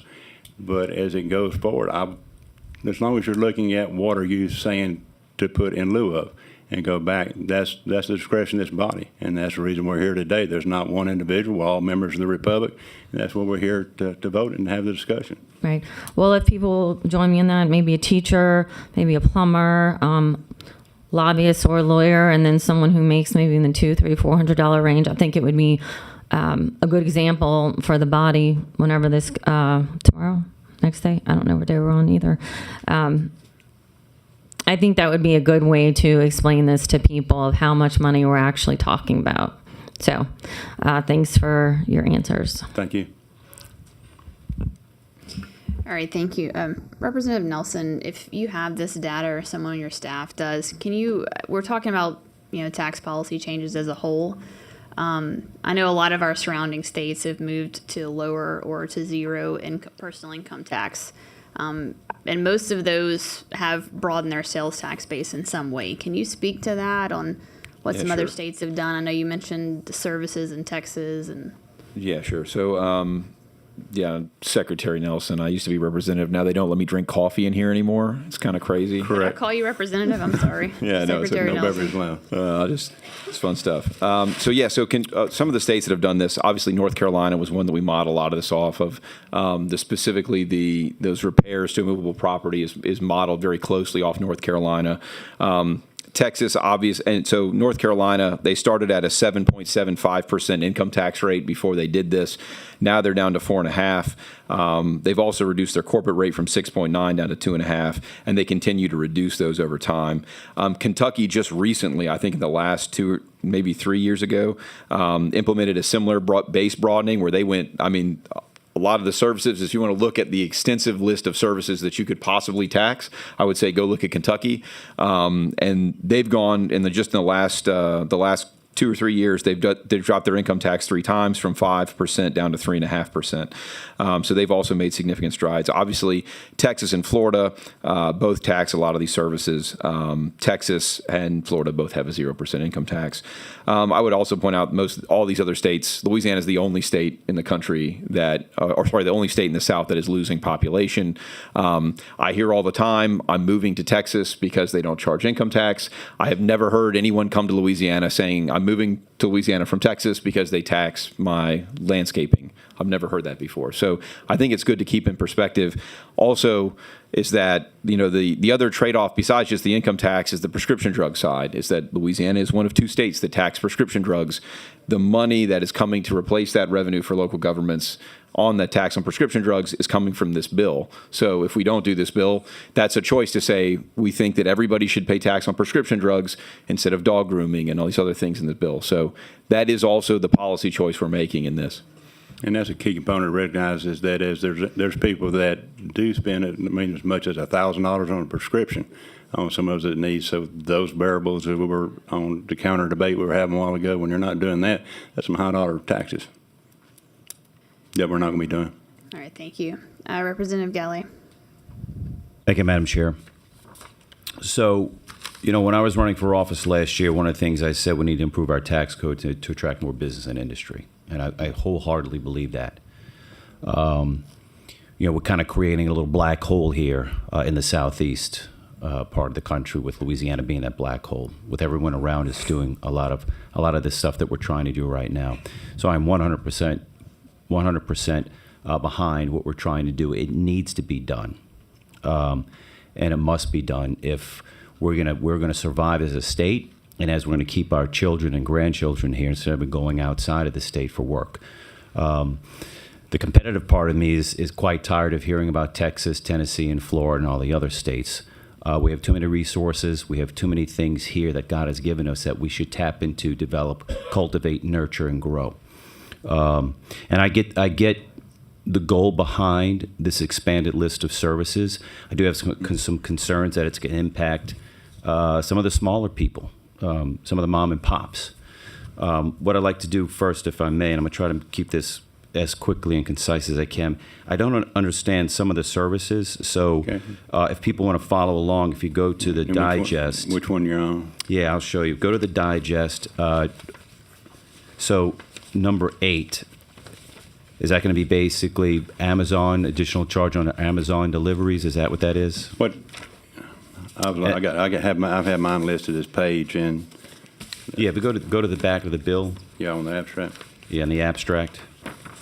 And you're on page of the abstract. Number 8. Page 15 of 16. Okay, all right. Yeah, page 15 of 16. Again, just so I understand. So those listening, number 8, if I make sure we're on the same, delivery, shipping, freight, transportation service associated with That's taxable correct. sale of tangible personal property. That's what we're speaking of. Yes, sir. That's going to be like Amazon deliveries and things like that, or what is that? Is that what that is? Yes. Okay. Photography and photographic studio services, including sitting fees. That's going to be number 22 on page 15. Correct. Yes, so right now you pay tax on the actual printed photographs or a digital version. This is picking up the labor component. Okay. And we had that discussion. Going back in time, can't remember if I had that. That was a lengthy discussion, just a technological change that transpired on that component. That's one example of technology going back and forth, and that not to get too far from the weeds, but if it's got proof on it, and it was that was a lengthy. Yeah. Number 17, sorry for bouncing around. Number 17, machine and equipment operator services provided with machine or equipment rental. So Correct. if I go to Home Depot and rent a pressure washer to do the work myself, is that what that means? No, that's taxable right now. Okay, Right now, so if you rent equipment and you operate it yourself, it's a taxable rental. If you rent equipment and they provide an operator, it's a service. So under this, they would both be treated the same. This bill is clarified, and because it can get cross-referencing a little bit confusing, that this bill is services only. So when we're speaking, and I can say at different times, I get them overlap myself, this bill is specifically talking to taxable events that's provided by services. Mm-hmm. And that, but I understand, yeah. Yeah, so if my my landscaper is installing some piping for sprinklers, and he doesn't want to do the digging by hand, he wants to go rent some equipment from wherever. The rental of that through the landscaper, that rental, that charge will be taxable? If the landscaper is renting it, he's already paying tax on that, Okay, so he's not going to pass that along. unless they itemize it. I mean, he may. Is he? It depends on how he invoices it. Yeah, that's my next question, is invoicing. Let's take the landscaper example. So you got the rental of, there's a device called a ditch witch, and basically it helps you dig. That, maybe needs a pressure washer to clean something, and then you're buying mulch, you're buying trees, and then you have the labor on top of that. So what would that invoice look like? Do you know? Is there a way to tell? So is he going to be taxed? So the landscaper is going to pay the tax on the purchase of the plants and the mulch, yes? Unless he's reselling it to you. Unless he's and it'd be reselling it. a tax-free purchase. Okay. So he doesn't pay the tax when he purchases it because he's a reseller, or a retailer rather? If he invoices it to you as a sale of those separate items, then he's selling it to you. If he's not, then you pay the tax on his purchase. Okay. But that's again up to the landscaper, how he's going to do his purchases and the invoicing. What about services? So I guess my question is, depending upon how the invoice will dictate how we're invoiced. I guess my question is everything going to be at the combined rate, wherever you are in the state? Or are they going to break out certain items? Like, is labor, will labor be the only charge in some instances for some work done? I mean, I would imagine that there are some times when you have labor that would just be the only component of that, right? So if they came and raked your leaves or blew off your driveway or mowed your grass, there's not really you're not buying mulch, Right. or you're not buying trees. So that component of this under the bill would be taxed now. Okay, That but sticking land- with the landscape. So if you buy bushes, so right now currently, if if they pay the tax on it when they buy them, then they're not going to charge you tax on the back end, or you're not going to have to charge tax on that piece. Is the homeowner going to know, hey, Mr. Landscaper, how are you buying this? Because I'm trying to figure out how much I'm going to spend right now. That's not the In front of- homeowner's, that's not the consumer's obligation. No, it's not, but it's going to dictate what I'm going to get taxed and what I'm not going to get taxed and what I'm going to get billed. Because if I'm being taxed on the whole bill, my concern is this: the landscaper just buys it and he pays taxes on it, and he's going to give you a flat charge for material and labor. And he's already paid the taxes on the material. It's already been paid by the landscaper, but yet we're coming back again, and now we're just applying it. My concern is that that's going to be kind of a default setting because this stuff just may get too difficult for them to deal with. So yeah, like I said, it depends. If they're paying, if they personally, or if they as the landscapers are paying the sales tax already, then they're not charging you sales tax when they sell you those bushes because the sales tax has already been paid on. They're going to break that out of the invoice. And so under this, say we're going to tax everything, right? Then really what they should do is go get a resale certificate so that they don't pay the tax on the bushes. They throw it all on the invoice and they say it's going to be $1,000, and they just charge you sales tax on that and remit the sales tax. I would say the larger landscapers are going to do that they're already charging sales tax on the bushes that they're buying, because they're not just going to Home Depot and picking them up. They're getting a wholesale price, and they're already negotiating that. And so now the difference between, I think, what's current law and what would be the proposal is that on the labor component, you will be paying tax on it that you're not paying right now. That's the difference. And so that element will increase the price for the consumer. That is the same, I think, on all these services. That's the service component of it is where the tax will now be owed, where it wasn't before.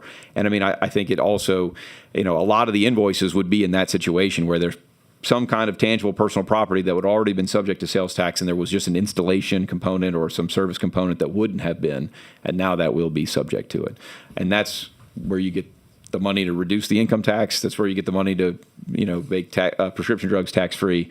That is the payoff. But that would have to be broken out of the invoice. That goes ultimately to the consumer, right? In other words, yes, the tax that is paid has to be listed on the invoice.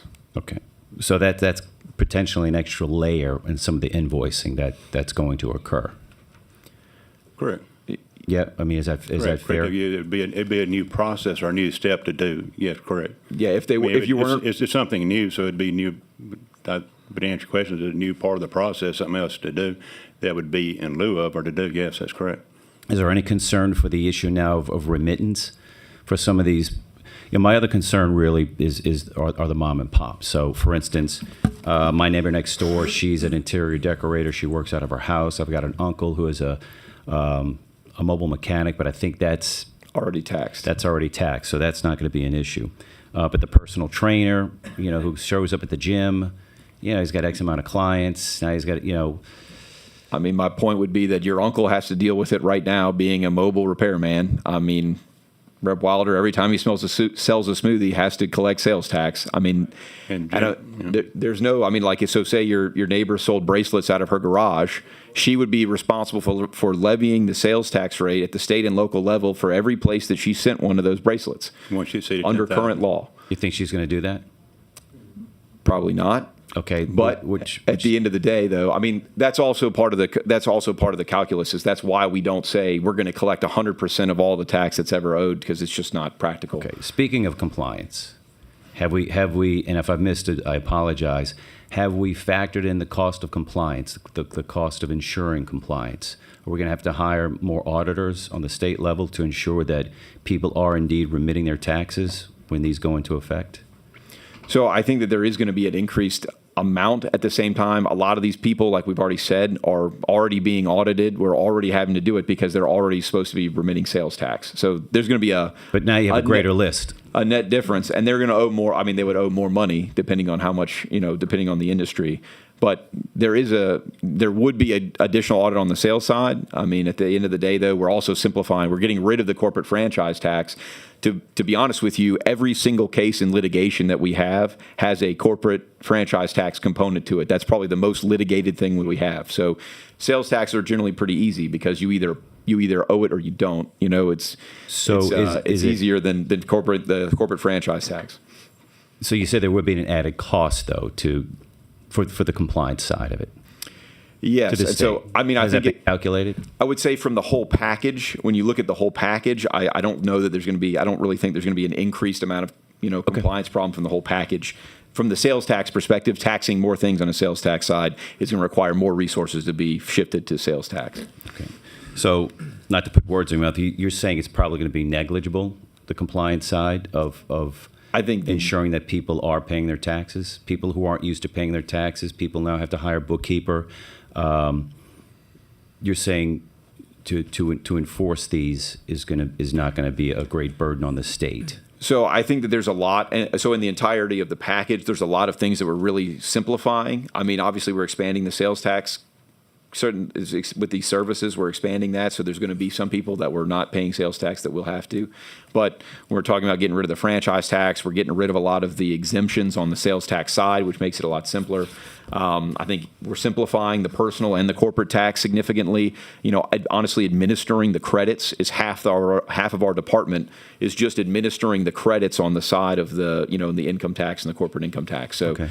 I think there is a lot of simplicity that will come from all these other changes. All right, just again, back to the services on line 19. And there's even a reference to vessels of 50 tons or less, the storage and marina services. I'm just curious why 50 tons or less, 50,000 tons or less, why not? 50 tons. Why, yeah, 50, is it 50 Correct, tons? just Yeah, 50 tons. The language is 50 tons, correct. Yeah, so why not go with all vessels? Why the break mark there? So I think we have other sales tax provisions in the exemptions that reference 50 tons as kind of the, I would say, the more commercial or industrial vessels of 50 tons or above. Yes, it is. And so that's why we just use that same reference that was consistent with other areas of law. That's it? Yes. Okay. So it's consistent with other areas of law from with the state law or other states? With our state, yeah, with our state current law? tax code. I think there's some other elements and exemptions that refer to 50 tons as the kind of the cutoff point. Thank you. Okay, last question. Do the other states that you all borrowed from, and kind of used as a guide star here, you mentioned North Carolina, Texas, Kentucky, Florida, right? Those are some of the states that you've pulled from. Do they tax professional services? You mean like lawyers and? Yep. Lawyers, I don't know accountants, I don't know. Yeah, I don't know any state that taxes those. So none of those other states tax professional services?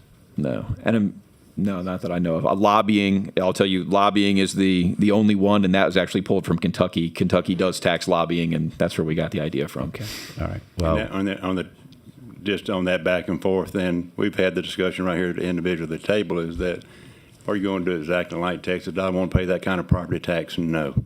So I mean, with this, I think we'll have a lot better system than what Texas has if we can eliminate our personal and corporate income tax. But they pay some high taxes. They're structured different. So they structure and they have very successful counties, and they've done well because they have NASA. They've got a lot of military projects. Their whole economy has kind of evolved over time. And I've referenced back just, we're real heavy in oil. They did a great job at diversifying later on. But I certainly wouldn't want their tax burden myself. I mean, I wouldn't move over there because I don't want to pay that property tax. I don't for sure how that really nets out that much, but they have higher paying jobs though, and that's that they come in. They've got because of the industry they have. So when you're my point, I guess I'm making when you start comparing state to state, there's a lot of factors that deal in, and we've just chosen these and used them as examples because they've taken it through the legislative process, and then they've taken it through their Department of Revenue, and these are things that have been successful for them. Well, I just want to say I appreciate everyone's work. Yes. I appreciate the package. I think it's necessary, like I stated before. I do have concerns about how this is going to impact the mom and pops, the smaller business operations who aren't used to having to collect and remit taxes. My concern is maybe that's going to be somewhat onerous and burdensome on them. I do have concerns with picking winners and losers, but again, I get the intent. I support the governor's package, but this is something we'll continue to work with and see how this progresses. But I do want to thank everyone, Secretary Nelson, for your work, Representative Reiser, and even Chairwoman Emerson. I know this has been a heavy, heavy lift with a lot of hours, so I appreciate it. Thank you. It is a work in progress. Rep. Galley, I do have to correct one thing. I said the landscapers were purchasing the plants at Home Depot. I meant Stein Lumber is where they were purchasing those plants. I got to correct that. Thank you. Okay. Representative Selders. Thank you, Chairwoman Emerson. Just two questions. The first one I had is for the travel agency, what would they pay taxes on? Like the tickets or just setting up the service for the travel agency? It would be their service charge. Their service charge? Okay, thank you. And so, and I understand travel agencies, dating social media sites, timeshares, spa services, and I understand the purpose of expanding the base. I do. But the question I have, and I've been getting calls and texts, and I just want to be clear, and I've talked to staff, that Entergy and water are excluded from this. When it says services, because some people reading this stuff and they're thinking that the services is including their electricity and their water. Electricity and their water. So I just want to be clear on the record. Thank you for clarifying that. For everyone. Yeah, I've received a lot of the same, and I've answered Thank you for the question. It is So- not their water and electric charges. It's excluded. And also with the amendment, if disaster happens and have to repair it, it's excluded as well, correct? Yes. Okay, thank you for the clarification. I just wanted to be on record saying that. Thanks. Thank you, Representative Wilder. Thank you, Madam Chair Lady. So pursuant to Rep. Galley's question, I've got some people in my district that are concerned, so I'm going to frame the question this way. The professionals, the architects, the accountants, the attorneys, the engineers, they're asking me, why do I as a landscaper, why do I as a lawnmower, why do I as somebody who's taking pictures, I don't have the faculties or facilities to actually return the taxes as much as these offices that, I mean, decent livings are made in these, employment sectors. But they definitely have the internal infrastructure to easily, remit taxes. Now, on a side note, if I have a $2,000 accounting bill, I don't want a 10% tax on top of that. And the same with an attorney, $35,000, $40,000, 10% it's a wrecker, right?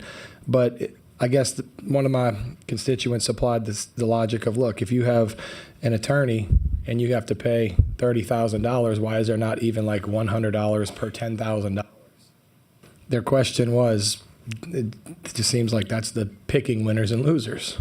So I know that other states don't do it, but I'm trying to get an answer for a number of people who have asked me that question because they're the little guy. You're specifically speaking of the legal profession? No, just any profession, architects, accountants, attorneys, engineers, when they provide their services. I mean, I buy services from accountants, attorneys, architects, and engineers. From my perspective, I would consider those are pretty much not an option. Those are a service that you're going to use, and that would spread the base back when I'm considering getting it back to something you really don't. I don't have an option whether or not I use an accountant. I don't have an option whether or not I use a divorce attorney. So those are options that you don't have, and everybody, and when they're using that, when they're having to use that, we certainly don't want to take that net that individual or the expense from them. With someone, a family's killed and something, to your point, if you have something that automobile, and I've had friends have, whole families killed. So that's my answer is coming back, and I've heard that a lot when you're talking about how come you're not going, and I think there'll be a floor amendment to tax everybody. Well, we've just had to come up with the best methodology we have based on what other states have done. Well, and I'm none of this is an easy decision. No, this is very difficult. There's a lot of moving parts, and I, again, like Correct. Rep. Galley Very and much most so. of us support the package. It was Yeah, just, correct. I think you answered my question. Part of it is necessity versus, choice. That's right. Okay. As much so as possible. And like I said, for the record, when I do a $30,000 engineering deal to build a building, I don't want to pay $3,000 in addition. be The compliant concept with- of any amount of participation might have sent a better message to some of these people on the list. So thank you. Well, so we exempted the capital improvements. I think for engineers and architects especially, that's going to be, you would basically tax the final construction of a building, which you would probably not want to do, right? That's why we exempted the total capital improvements from any of this, the immovable property repairs and everything. So I think it's somewhat consistent with that. Okay, thank you. Thank you. Okay, the board is clear now. We do have we actually have a lot of white cards, so I'm not sure if people are really for or against. I'm just going to call you up, I guess, to express questions or concerns or give information. We have Kevin Cunningham with APCIA, Leah Long with NFIB, and Rodney Braxton with Insurance Council of Louisiana. Madam Chair, you want me to yield the table? Or? Yeah, probably so.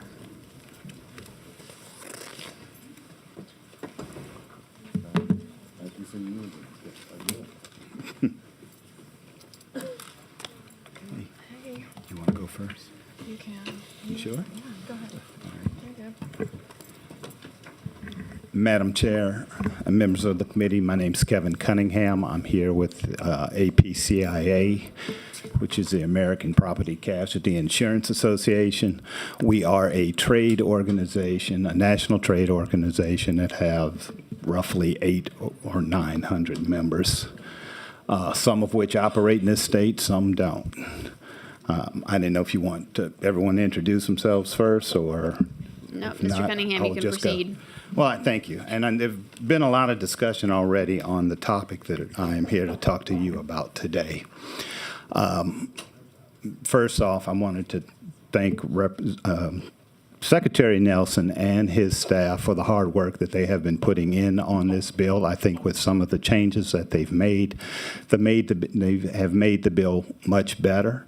I know they've been getting bombarded through not just this bill, on a number of other bills, and working late hours, so I appreciate everything that they're trying to do to get this done. One of the things that I wanted to talk to you about today is obviously what you have already, many of you have brought up, the tax being applied to insurance claims and I'm sorry, not to insurance claims, but to the repairs for homeowners and done by insurance claims.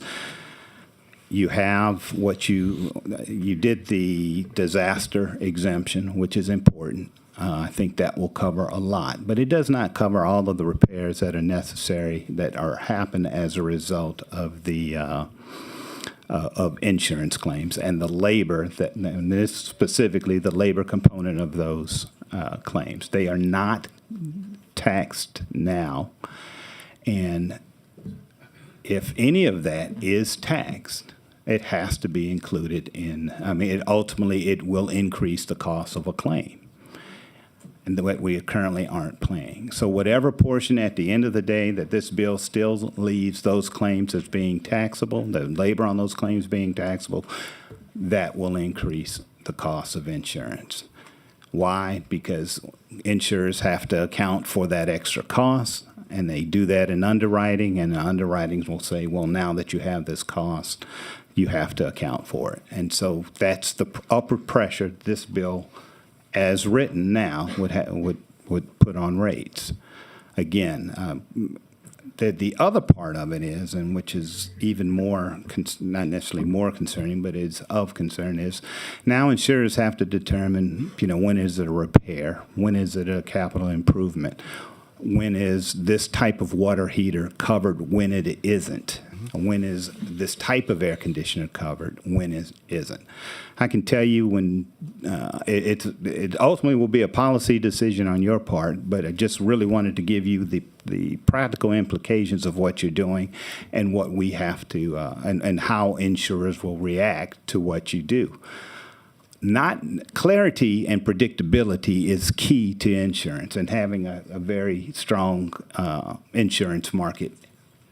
When you start taking away that clarity and our ability to accurately predict what those costs will be, it generally does not favor the consumer, I'll be honest with you, because we need to know exactly what our claims experience is going to be. If there's any nebulous concepts in that, generally we have to account for it, saying, okay, if we don't know exactly what it is, we have to take almost the worst case scenario and underwrite accordingly. So that part of the lack of predictability is particularly egregious in not knowing what's covered. I mean, you had the discussion today about whether or not it's a repair, whether or not it's a remodel. If you repair 50% of your floor, is that just a repair? Or if you change it all out, is it a remodel? If you have window air conditioning units that you need to replace as a result of the storm, is that a taxable event as compared to a complete HVAC system? All of those things make it extremely difficult to make a good underwriting prediction. And as I said, the better picture insurers have relative to what their cost is, the better they can associate the rate with the risk. And that's I'll stop now because I'm sure there's some other questions and or comments that other people would like to make. I'll be happy to answer any questions if you have any now. But piggyback off that. Okay. All right. Well, let's let everyone on the panel speak, and then we'll get to questions. Okay. I'm going to, Madam Chair, with your permission, members, I'm going to piggyback off of Mr. Cunningham, so I'll speak before Ms. Long. since Ms. Cunningham and I will be speaking pretty much on the same issues. My name is Rodney Braxton. I represent the Insurance Council of Louisiana. It is a newly created trade association made up of insurers that do business in Louisiana. Mr. Cunningham makes excellent points about what we think this bill, passed in its current form, will do. We do appreciate the fact that catastrophes were taken out, but repairs are still in. And a good portion of what we do is repair damage after some event. Water leaks in from an AC backup. You can pick a number of things, and we don't currently pay for labor on those things. Just as a way of example, during the ordinary course of handling claims over the last 12 months, one insurer, that's about 5% of the market, spent $37 million on labor. If you do the math, let's just say 10%, that's $3.7 million. If you do the math again to try to figure out what it might be statewide, that's $74 million in new costs to service claims. And when money goes out, insurance companies have to account for that. And the way they account for that is to increase premiums. And this is just facts. We, as Mr. Cunningham indicated, we simply react to the laws that are on the books. We will continue to sell insurance, and we will collect the taxes and remit the taxes, but it will be more money that's paid out on the claim.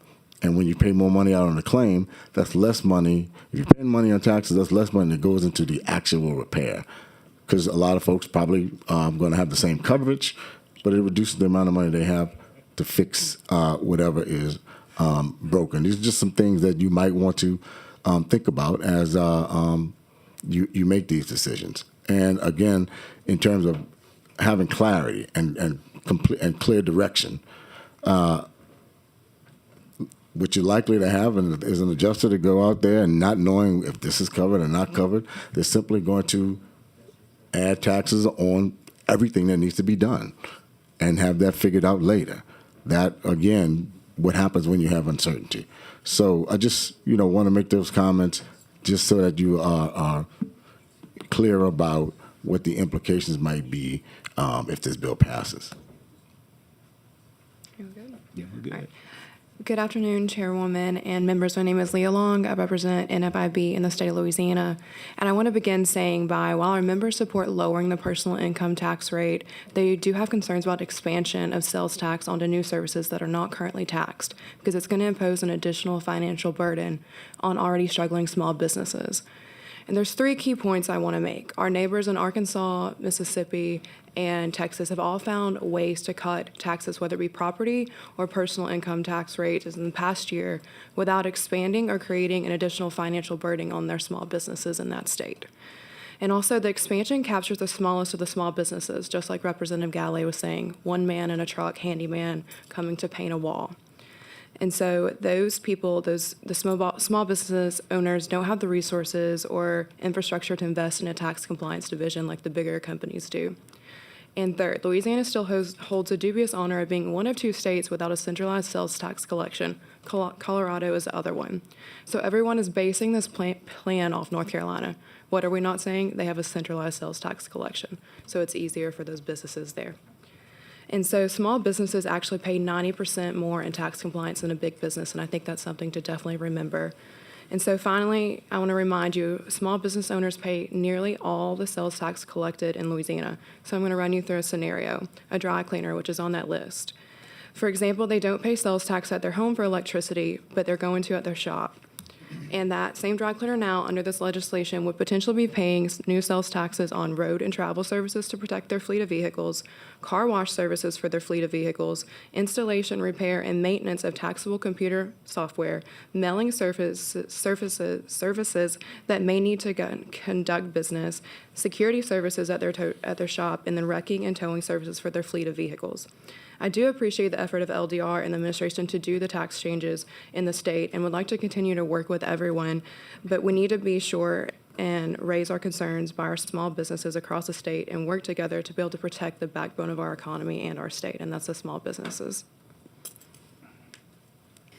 Okay, thank you all. Representative Willard. Thank you, Madam Chair. Ms. Long, you were talking about the impact of this bill to our small businesses. Is it possible for them to start looking at how they could potentially be affected by this bill? And have you heard from any of them? Like you just brought up a great example. Last night when I was going through the bill, I was thinking about other types of companies who would be incurring additional taxes basically at every step of their operations through this bill. So overall, I mean, do they think this is something they'll be able to manage, to stomach, or? It's this thing where the cost has to be absorbed somehow, so it's going to affect their bottom line. You know, the goal of this package is to decrease the personal income tax rate. We all want that to happen in the state. You know, most of the NFIB members do file as pass-through entities and LLC, so they will benefit. But where is that fine line going to be if the cost of doing business is greater?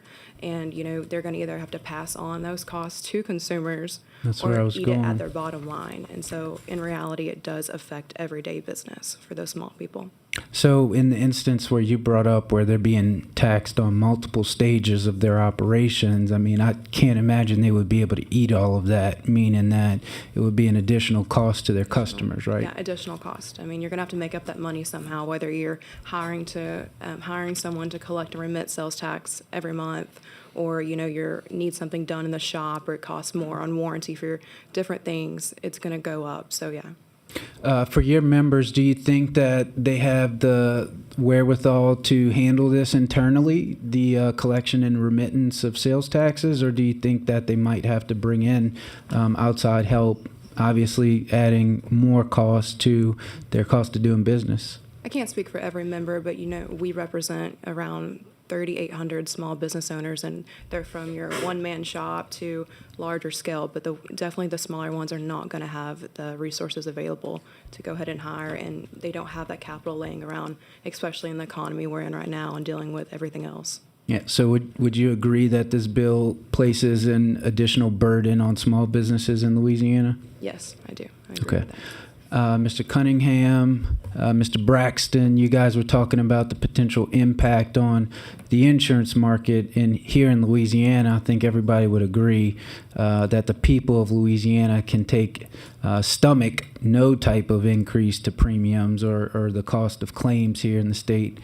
So what you were describing, I guess some of the ambiguity that we were bringing up earlier with the Department of Revenue, insurance companies may just say, to be safe, we're going to treat everything as though it's taxable and then maybe figure it out later. So, and look, to be clear, I don't know how exactly they would handle it, right? But when you're facing something and there's uncertainty, you have to be conservative. You have to be cautious. The last thing you would want would for someone to come back and say, "Hey, you should have collected taxes on this, and but you didn't," or you know, in the opposite, we've collected too much taxes. Well, we could give that back, but you don't want to be audited and find out that you violated the law. And I'm glad there's some flexibility in there so that we could get get some grace. But the bottom line is this: I don't know, particularly with the changes and that the Secretary spoke of in terms of capital improvements, et cetera, what the ultimate cost would be, right? But make no mistake, costs will go up because some repairs will be taxed. Towing and storage with auto claims, though we don't pay taxes on that now, we will be paying taxes on that. The mailing, et cetera, no taxes on that now, we will be paying taxes on that. All of those expenses go into the rate. All of those components go into the Yes. underwriting process? Correct. Which, I mean, sounds like ultimately will increase that cost? Yes. And how is that covered? Premium by increase. By premium increases? Correct. So we're looking at potentially increased premiums as a result of this bill. Based on our reading of the bill now, there will be a premium increase, yes. How much? No question. I mean, we don't know at this moment. Okay. Thanks, guys. Representative Eccles. Thank you. Mr. Braxton, the insurance companies you represent, I'm assuming, are State Farm, other groups? Yes. So all those insurance companies have in-house actuaries, and they look at bills like this all the time. We should, in very short order, have some predictive analytics from one of those actuaries just to give us a flavor of what that cost should be. So, and you're right. Prior to the amendments with the capital improvements, et cetera, 5%. I don't know now. Mr. So wait, Cunningham. you're saying it's 5%, or the actuary saying it's 5%? No, it was implied that it would be a 5% increase, but that's before it was amended. Yeah. So if you could, just between now and whenever the bill moves along, wherever it's going to be, if you could have one of those actuaries come up with an estimate, just so we can know, because we want all the facts, and an actuary can provide us that. Thank you. Kevin, you were going to say? That's fine. All right, Representative Galley. Thank you, Madam Chair. Mr. Braxton or Mr. Cunningham, whomever. So do you have a breakdown on the percentage of, you have no breakdown? You don't even know what I'm going to ask. Yeah, of what? Yeah, I was waiting. Come on now, you got to give me a chance.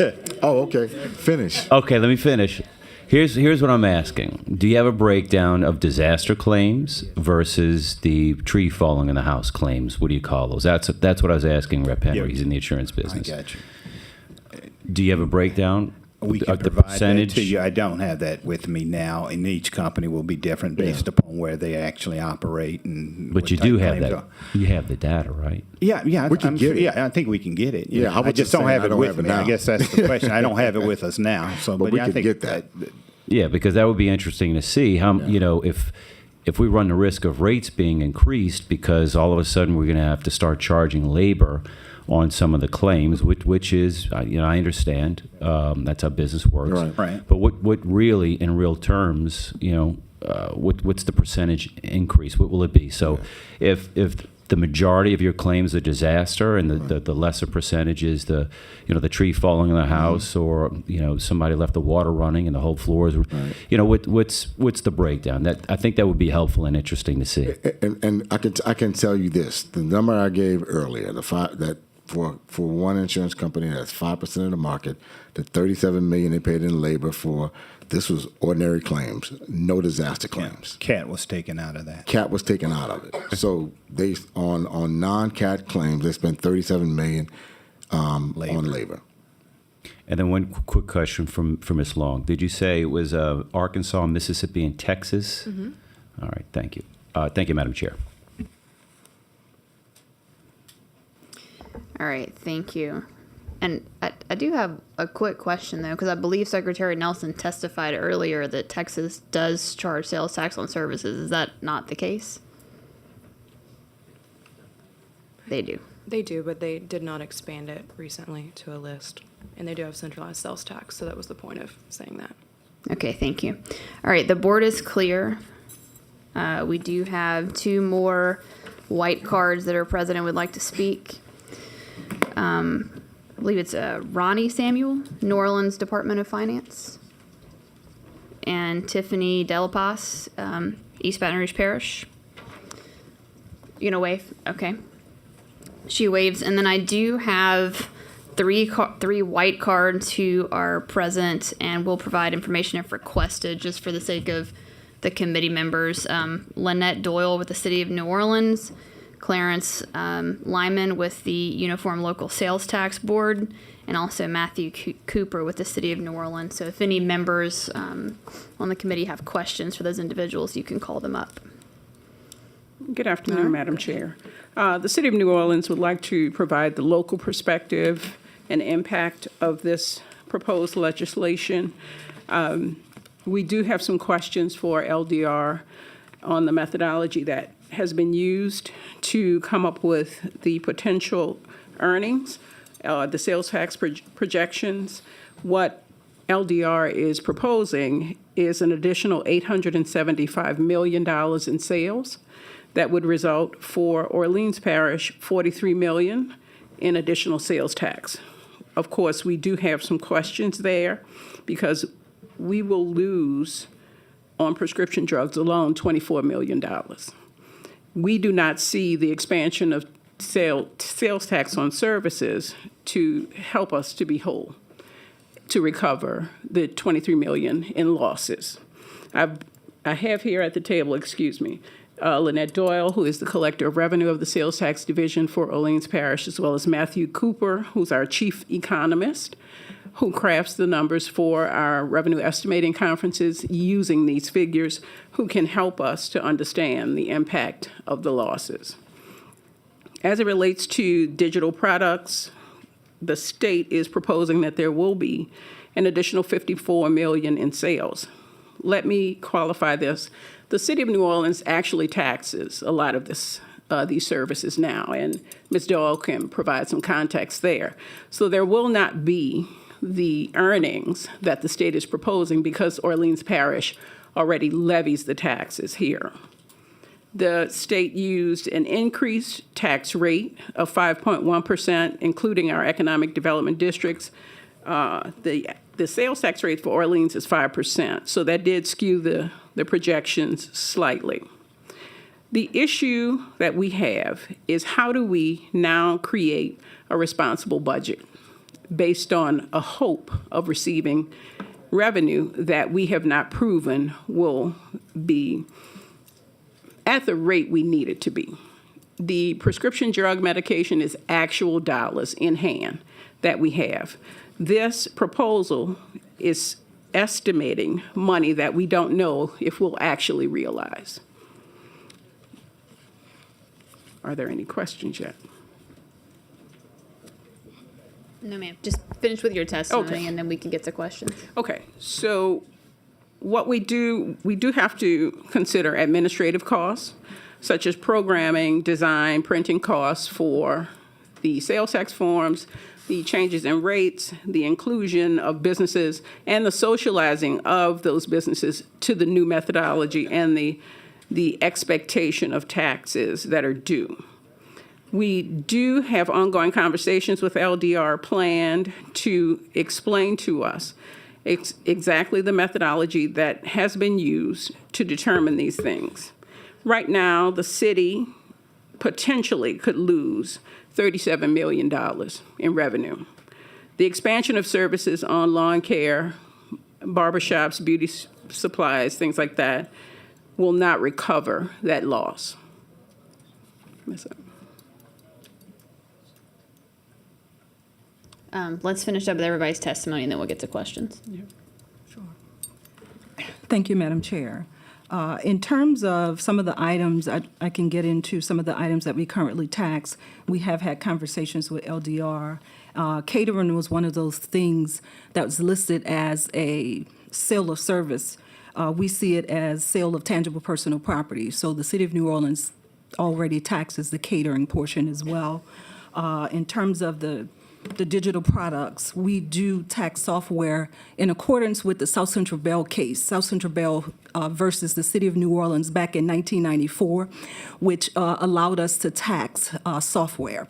So the software, the maintenance, the upgrades, those types of things, we already tax that. Custom software and canned software, we already tax that. Somebody mentioned, I can't remember who, about some of the digital downloads, right?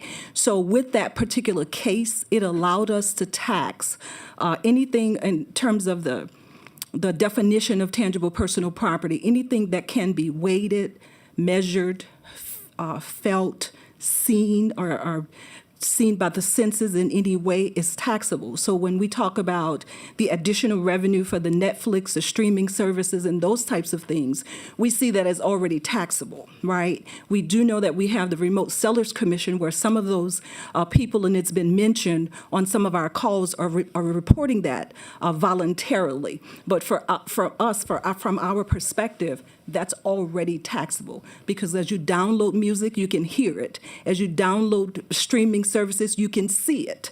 And so it's an extension of the tangible personal property, much like somebody mentioned with the photographs. At one point, you get a hard copy, and it was printed, and it's taxable. Now you get your photographs through an email, right? So it's digital. but it's still taxable because you can still see it, you can still feel it, even though it comes through a digital medium via email. So we wanted to make that point clear that while we are appreciative that some of the expansions in the sales tax is going to be collected, the expansion of the base, we do not believe that it's going to make up for what we're losing on the opposite side, because again, some of these things we're already taxing. Any questions? We'll let one more go. And I'm sorry. No. So yeah, just to finish up what my colleagues are saying here. I mean, what we've seen is a lot of this information and impact that has been provided as happening as a result of this bill. It's vastly overstating from the local perspective what the benefit will be, and so that has put us essentially in a hole that these additional taxable transactions will not be able to dig us out of. Okay, so just to clarify, so you're of the opinion that you're with the city of New Orleans, correct? You said Correct. that Yes. you guys already tax a lot of these? Some of them, yes, as Ms. Doyle stated, according to the litigation that has been for South Central Bell. Yeah, that's for So digital that's where you products feel in like you get the particular. authority to tax these Yes. items? Yes. That, And do you absolutely. feel like a lot of the digital items that you reference, do you feel like that more so falls under the internet sales tax, or still from that court case you're referencing? Still from the court case. It is that court case that we base all of our decisions in terms of digital products.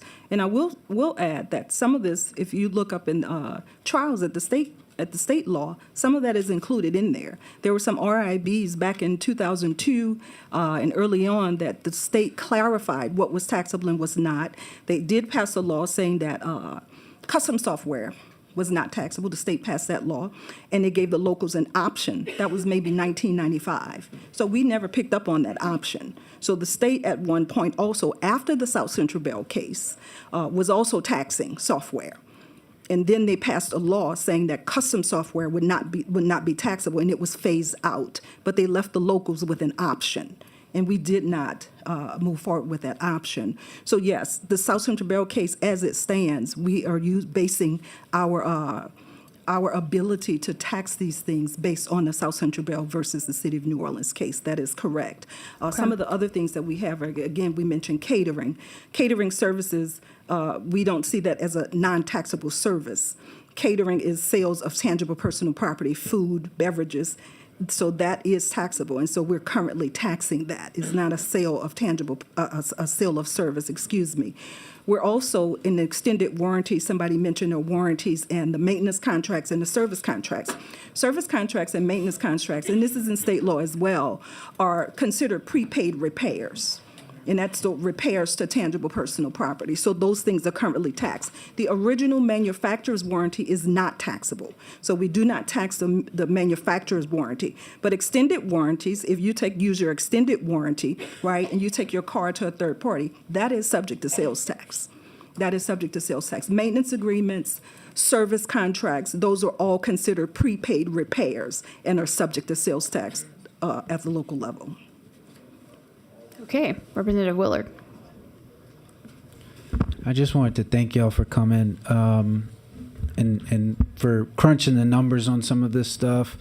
I mean, I would have to, I guess I assume that other local governments are probably in the same predicament as the City of New Orleans, maybe feeling some uneasy about all of this and, hoping that the numbers pan out and that they don't see a huge reduction in their revenues. It sounds like for us, the loss of prescription, MM&E, there was another one, right? That was an inventory. That's optional. Yeah, that's optional. Is not going to be balanced out by, I guess, the broadening of the base for everything, which could put the city in a precarious financial position. Absolutely. Yeah, so I just wanted to thank y'all for that, and thank you. Come and speak from a local perspective. Thank you. Representative Galley. Thank you, Madam Chair. Thank you all for coming down and testifying. I appreciate it. whoever can add, can you go over the numbers one more time? What you're going to be, because you said 870, 825? I can't read my notes. So the taxable base for the LDR projections for the combination of digital products, services, telecommunications, it appears to be $875 million, resulting in $43 million in additional sales tax revenue. Okay, and that's your total? That's for Orleans Parish. That's what they're proposing. Correct. But what we see is $19 million possibly being raised because we have actual numbers. We did an internal analysis of businesses that we have registered now. So we pulled the data from those actual types of businesses that are operating currently in the city of New Orleans, and it resulted in $388 million with $19 million additional in sales.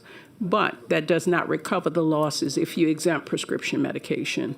So you do recognize, sorry to interrupt you, you do recognize a $19 million increase with Correct. the addition, but that's still too short. You're saying it still Yes. runs because of the prescription part of it?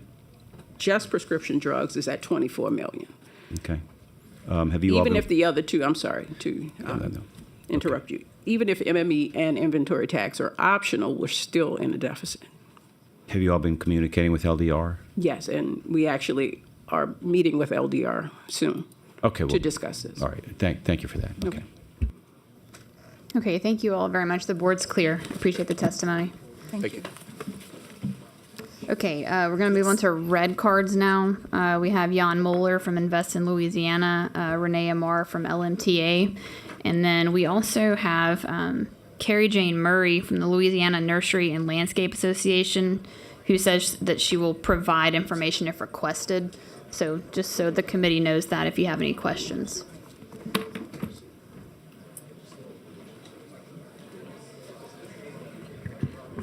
Renee Amar, Louisiana Motor Transport Association. I guess I probably should have filled out a white card, but I've always thought that those were for agencies to weigh in on, and I definitely have some opinions about what y'all are doing today.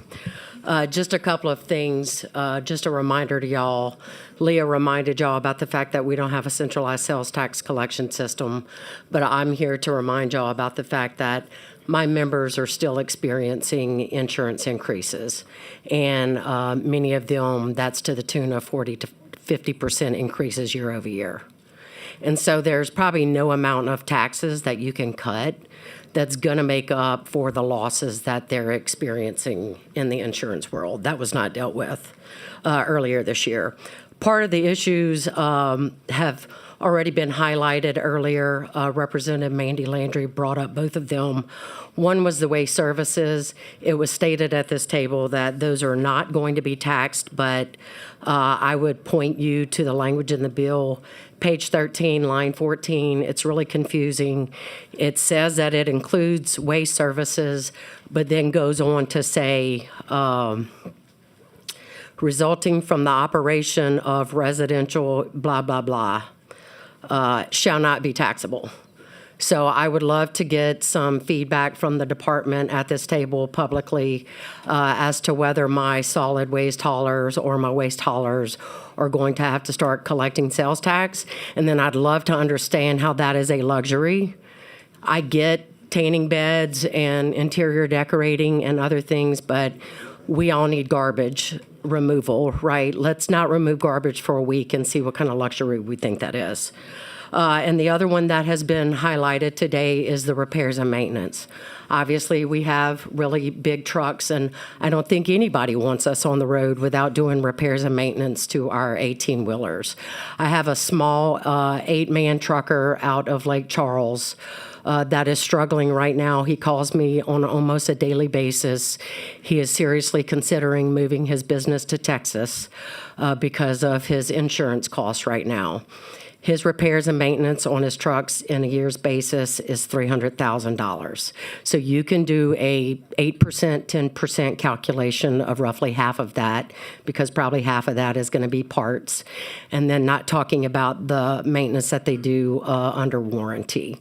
And so even though you're cutting corporate or you're cutting personal, you're getting rid of franchise, he does pay inventory tax, so you're getting rid of that tax credit.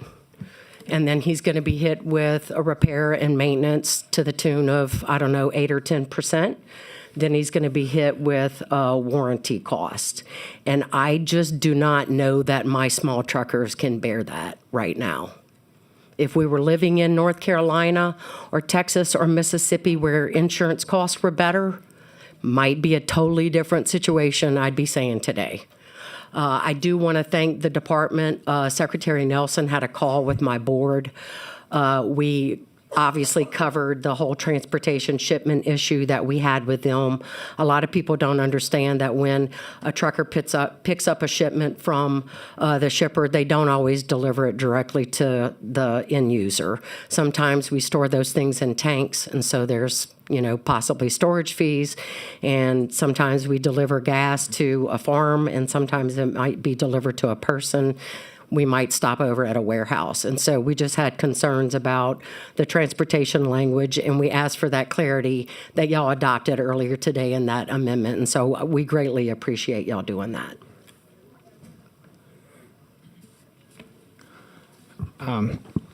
Thank you. And Jan Moeller with Invest in Louisiana. And I'll be fairly brief because a lot of what I have to say on this bill is kind of what I said earlier last week on the entire package. But I just kind of want to zoom out because you are being asked to talk about this as part of an entire package. So let's be clear on what this bill is. This is not about addressing the fiscal cliff. The fiscal cliff is not being addressed in this tax package.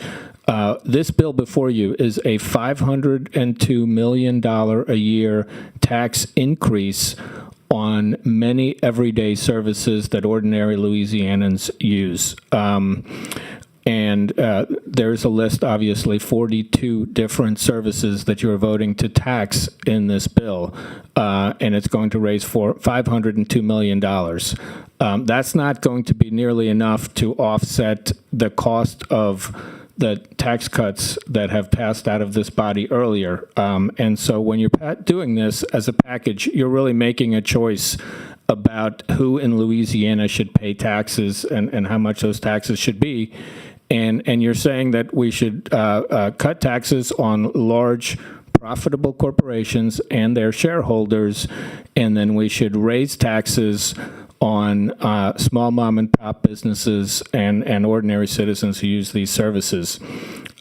This cements a tax structure in Louisiana that is regressive. The sales tax is what we call a regressive tax. Everybody pays the sales tax, but when you look at the taxes you pay as a percentage of your overall income, it hits people with low incomes harder than it hits people with high incomes because they pay a higher percentage. Everything they make, they tend to spend. And so, and you're also expanding a tax where Louisiana is already among the highest tax states in the country. We've heard a lot about North Carolina as a comparison point for Louisiana and where we want to go. North Carolina is about in the middle of the pack on sales taxes. They're number 27, according to the Tax Foundation, and their overall combined state and local tax rate is 7%. In Louisiana, even without this bill, we are number 1. We have the highest sales tax rate in Louisiana anywhere in the country. And a lot of that is because of the local sales tax rate, which is the second highest in the country at 5.11%. That's the average. And keep in mind that local governments do tax a lot of things that we don't tax at the state. We have some very valuable and important exemptions in the sales tax that I'm glad are staying in, primarily groceries, prescription drugs, and home utilities. Overall, the latest data I could find is that we rank number 4th overall in sales tax collections per capita. And this bill is going to increase that. So we're going to be higher than 4th, presumably, in the amount of taxes we collect through sales taxes, state and local, from our citizens. And then finally, look, when you think about the overall tax structure, I've always thought about our tax structure at the state level as a three-legged stool, and that's pretty balanced right now. We have income taxes as one leg of the stool. We have sales taxes as a second leg, and then the third leg of the stool is everything else: gambling, cigarettes, oil and gas severance. All the other taxes kind of comprise the third leg of the stool. With this package, you are cutting off one of the leg of the stool by going way down on income taxes where we're already low. You're raising another leg of the stool by going up on sales taxes where we're already very high. And overall, the stool is getting lower because when this all shakes out, you're going to have less money available to pay for the needs of the state: education, health care, all the public services that people expect. So that's why we have concerns about this bill. Representative Henry. Mr. Yon, what is the name of your organization? Invest in Louisiana. Okay. I know we're getting probably to the end, and everybody's very worn out on I this. So in understand. effort to save time, we're just going to keep it brief. But do you think what we're doing in the state of Louisiana right now is working overall? Some things are working, some things aren't. But yeah, no, I would not defend everything in our current tax structure. Absolutely not. Okay. Do you have anything good to say about this tax package? Let me think about that. Well, I mean, Be brief, but yeah. Prescription drugs, teacher pay raise. All right. And has He your likes that organization... in Ways and Means his name gets pronounced properly. What's that? Yeah. All right. The board is clear. And I think that brings us to the end. Representative Reiser, if you want to close your bill.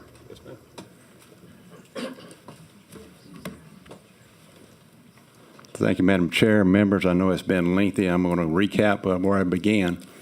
It was brought up specifically in this instrument, and I specifically spoke at the beginning. The governor has specifically spoke that this package has many components to it. So if you're looking at one component, that's the whole essence. The opposition is making my point is that we're spreading the tax burden. And these very individuals, I have said year after year, and we have to go back, and if we don't move this forward, it's going to affect it. If we don't stabilize revenue, okay, we talked about health care. Health care will go up if in rural areas we don't provide health care and we have to travel further for specifics. Education, we look back during those times, Southern University did not have running warm or hot water during that time that we ran out. That's very critical. We had, we're talking about if we don't stabilize and we don't get the revenue coming back, looking at HB2, I heard probably the biggest city came and testified inside the state. A lot of those projects, this is not going to ever happen. We're not going to have the money to do it. We base our bond indebtedness based on what our revenue is, what we can pay back is basic banking issues. We have $22 billion in backlog in transportation.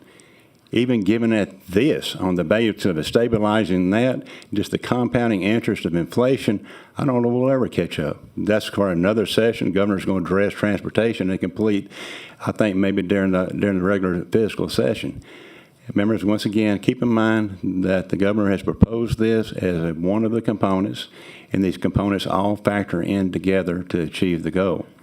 How we end up on the other side, we might merge some, we might back and forth, but it'll always be that these 10 components are together.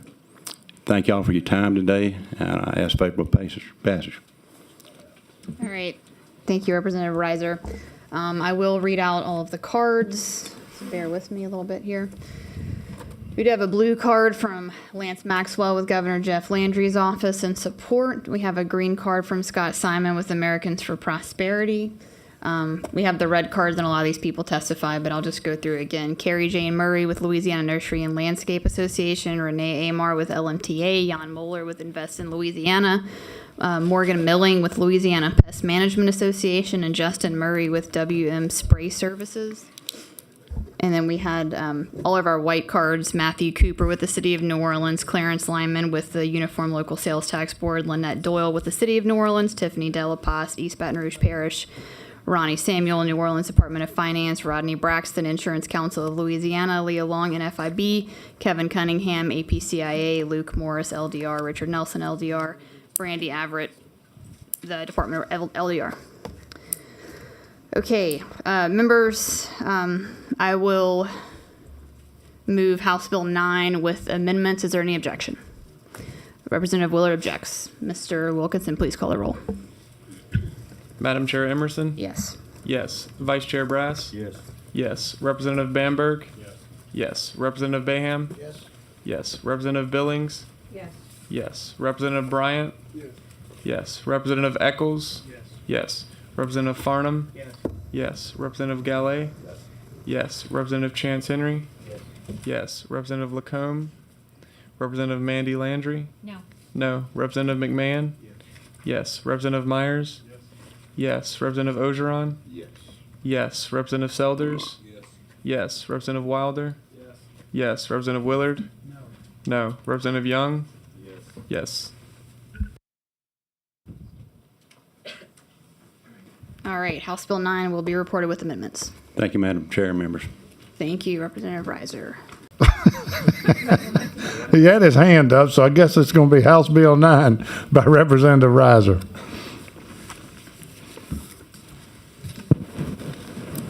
Feel like I'm climbing into a cockpit of a plane there. All right, Ms. Little, would you please read in the bill? Yes, sir. House Bill 9 provides for sales and use tax on certain services.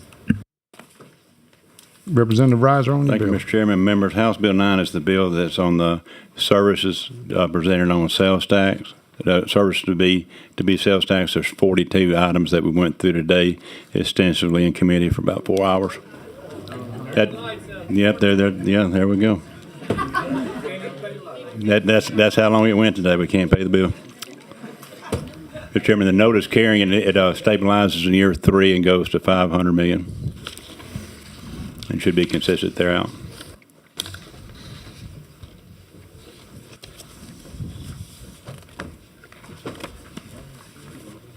All right, we have some questions. Go ahead. Vice Chairman Hughes for a question. Thank you, Mr. Chairman.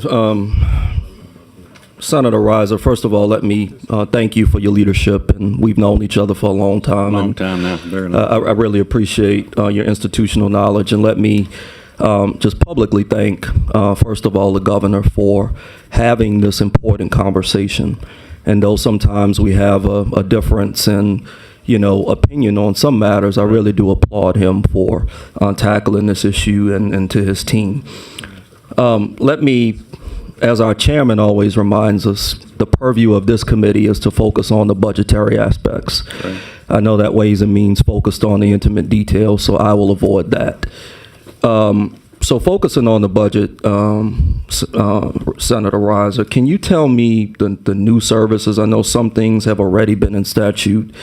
Which services will be new to taxation in this bill?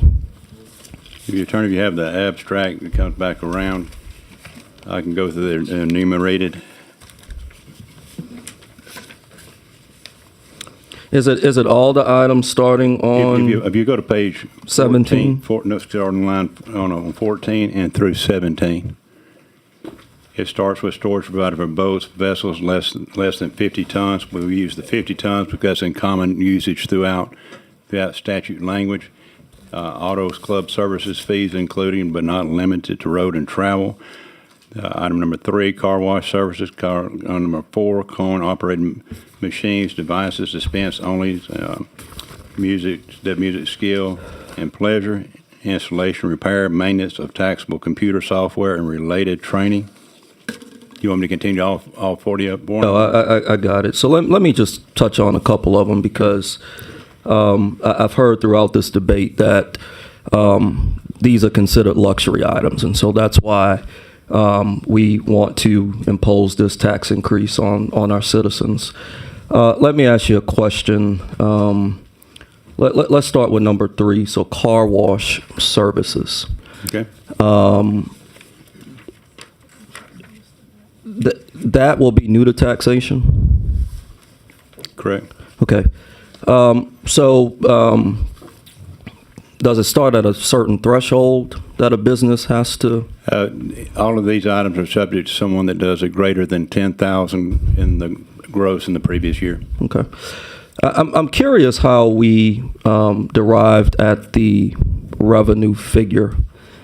Are we anticipating this based upon businesses who are registered with the Secretary of State's office? I mean, what about the independent person that goes around washing cars, because we do have some of those?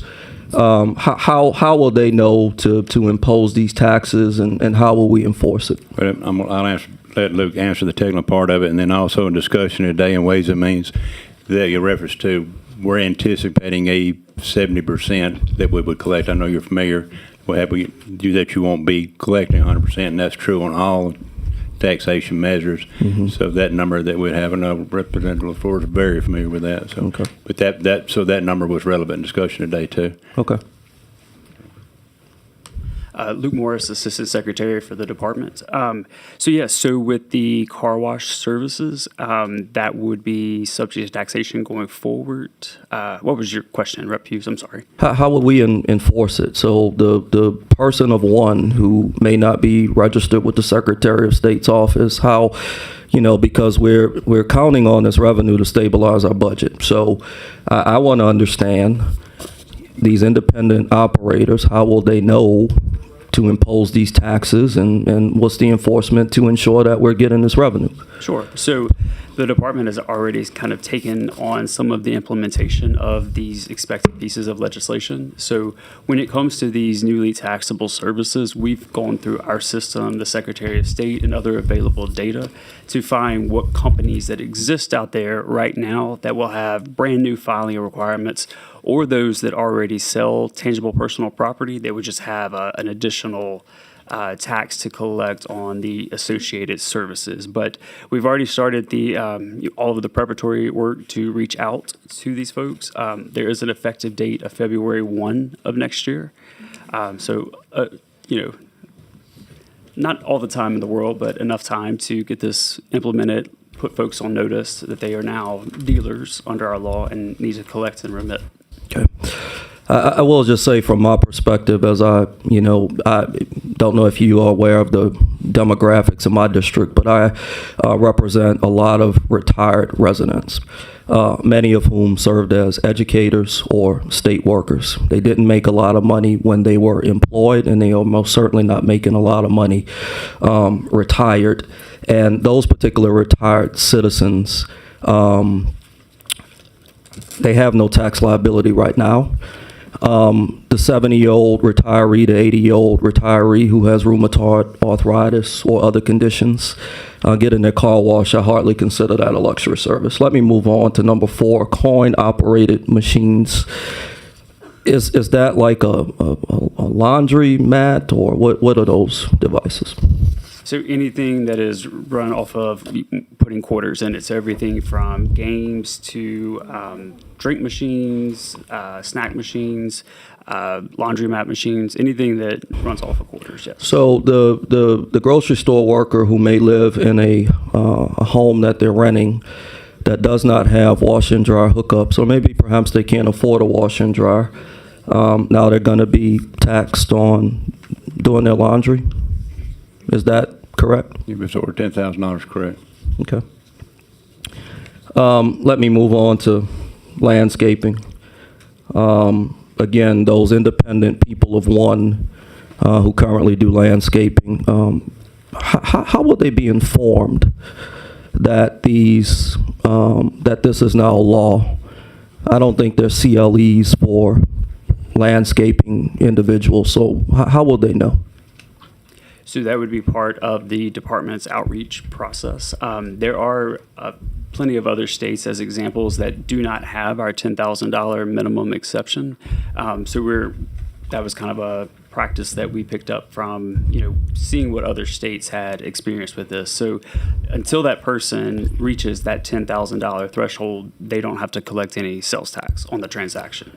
So it's only after that part. Do we not worry that, because certainly, my landscaper, for example, is a one-person operator. I'm not sure if he currently has an accountant or a lawyer that he involves. But clearly now, if you have to impose sales taxes, I can only conjecture that you'll have to rely on an attorney and an accountant. Do we not fear that this might put our small businesses at a financial disadvantage or perhaps out of business, and thus giving an advantage to bigger companies? And do we not fear that we may not collect the revenue that we're anticipating, thus creating a budget shortfall? I'll address that. And we had that discussion extensively this morning, and the origination of the legislation as part of a greater bill of legislation is to reduce the personal income tax and the corporate income tax, therefore giving more disposable income. And there seem to be differences of opinion, but that's my position on it, that we have more disposable income. Okay. Let me go on now to linen supply services. What does that mean? What is a linen supply service? So that is the service that someone provides when they launder laundry of any type. So whether it could be a business such as a hotel, if they have their laundry done off-site by a different company, or such as that. No, I mean, do we have that defined somewhere? Like, who's going to define what a linen supply service, what does that mean? Because that seems very vague, and I can define that. I mean, is it you going to the dry cleaners and getting your linens laundered? Is it the church that's borrowing some linens for Holy Communion? I mean, what does that actually mean? And I'm not being facetious. I just really want to understand. Right. And I would just start with that currently dropping clothes off for laundering is a taxable service now under current law. Correct. This would include things like Centos Uniform Services, Westport Linen Services, those companies that are providing that exported service on behalf of a business. And where's that defined in the bill? On page 12 of lines 16 and 17, there is a illustrative list that includes table, bath, and bed linen supply services and uniform supply services. Yeah, the words "but not limited to" gives me some heartburn, because it seems like there's room for interpretation, and I guess that would be up to the department to make that interpretation. Well, if it's a taxing statute like this one is, if there is a difference in opinion, then the taxpayer, it resolves in favor of the taxpayer. Got it. So we would, as part of rolling out this package of legislation, obviously where we can provide guidance. I don't know if we can come up with additional examples of what linen supply services are, but we're prepared to do that. Okay. And I'm once again asking these questions in the context of the budget, because I know we're relying on these things. Good questions, or similar questions that were related to the financial component this morning. Okay. Let me move on to page 18, quilting, embroidery, and monogramming services. I go to a lot of senior centers where the seniors do quilting. They make beautiful quilts. Some of them sell them. I don't know how much they sell them for. Are we now taxing ADO granny who's quilting? Again, if it exceeds $10,000, the answer would be yes. Okay. And the department will be doing outreach to the senior centers to let our seniors know? The Department of Revenue doesn't make it a habit to audit seniors in senior centers. And again, Representative, that would be the gross amount that was reported in the previous year to the Department of Revenue would be your basis. All right. So they would have had to have reported that. Okay. In the previous year. Got it. And we are anticipating this to generate how much revenue, this particular bill? $500 million. $500 million? 502. Okay, thank you. So a $500 million tax increase on our citizens. All right, thank you. Again, Senator Riser, great respect for you. Thank you, Mr. Chairman. Representative Marcel. Thank you. Hi, Representative Reiser. And Representative. Good. Along the same lines as Representative Hughes, I'm a little confused as to how we're going to police this, for better words. I'll reference back that is anything that's reported on a gross previous year. So if someone has their return on that, then it'll be based off of that, not the current effect as it's transpiring in real time. So it would be based back on that. As if someone turned in a income return on that and it was greater than 10,000, it would be, other than that, you'd have no way of knowing. That's what I was getting if at. someone was doing all cash transactions, you would under any existence of any tax code right now, you would have no way of knowing until otherwise notified. And the same in this. that's where I'm going with this, Yeah. otherwise notified. So we, I live in Villa Del Rey, and there's people that come by and they will ask neighbors, multiple people, can I cut your yard for so much per week? So much per month, Correct. or whatever. And so they have several people that they do the yards in neighborhoods, right? I'm thinking, and I would guess, that they're not filing any taxes on that. Then What we have no happens? What happens if that particular individual or group of individuals that are doing that particular service, if someone calls and reports them, who do they report that to, and how would that work? How is that? That'd be a reportable event to the federal. Felt like it was federal tax evasion, it would be the IRS. If you felt like it was Department of Revenue tax evasion, it would be reported to the Louisiana Department of Revenue. So, because we first of all, let me say that we wouldn't know how many yards they are cutting, right? You would not know, and you would not. and so I would have no knowledge. and without if you didn't have the. So I'll go a little bit further into banking. So let's say that somebody's just exaggerate this. Someone's making the exaggeration only.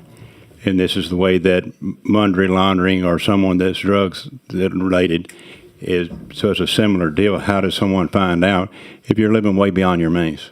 So if someone's cutting grass and living in a $500,000 home and driving a nice car, but you can't support your income, well, then you're probably somebody's going to call and they're probably going to get a visit and say, we're just curious, can you have supportive documentation that you have the related income to do that?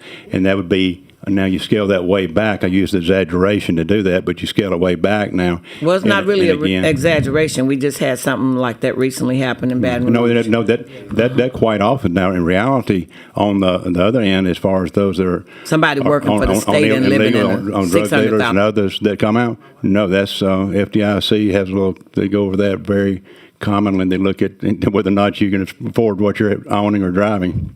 Okay, so let's go down this. Security services, as defined in the proposed law, is where can I find that?